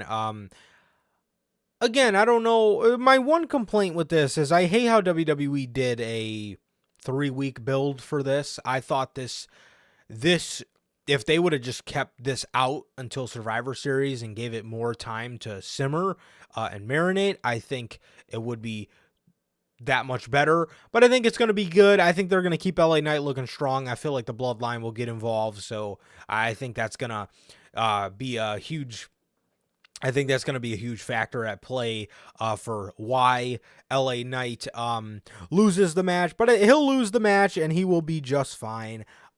He's still going to be just as over, so he'll be just fine, man. But this is an obvious Roman Reigns. This is an obvious Roman Reigns retain here. Definitely, man. Definitely. It's obvious Roman retain, but it's going to be great nonetheless. And I can't wait to see LA Knight get that showtime, man. I really can't. Definitely, man. I'm pumped to see him in that main event spot with somebody like Roman Reigns, man. He deserves it more than most. So yeah, man. Super happy for him. So yeah, man. That is the Crown Jewel predictions, and that is pretty much everything that will be going on tomorrow night. We won't be live for Crown Jewel. We'll do the recap next week. Next Friday we'll do the Crown Jewel recap for you guys, man. So that will be So that'll be next Friday. Yeah. So yeah, man. So yeah, that is going to do it for this edition of the Notorious Heels podcast, man. This edition of the news and the Crown Jewel predictions. And with that, man, thank you guys so much for being here. Thank you guys so much as always. And it has been always a pleasure from Johnny Mayhem. And Sir K. And that is going to do it for this edition of the Notorious Heels podcast, man. Thank you guys so much. This has been episode 186 of the news. And with that, ladies and gentlemen, thank you guys so very much. Thank you guys, man. We love you guys. Please like, comment, and subscribe. And we will see you guys next Friday with the news and the Crown Jewel 2023 review and recap. Peace.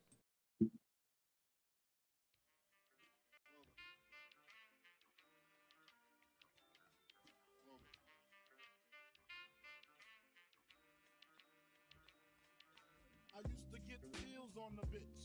Now I throw shields on the dick to stop me from that HIV shit.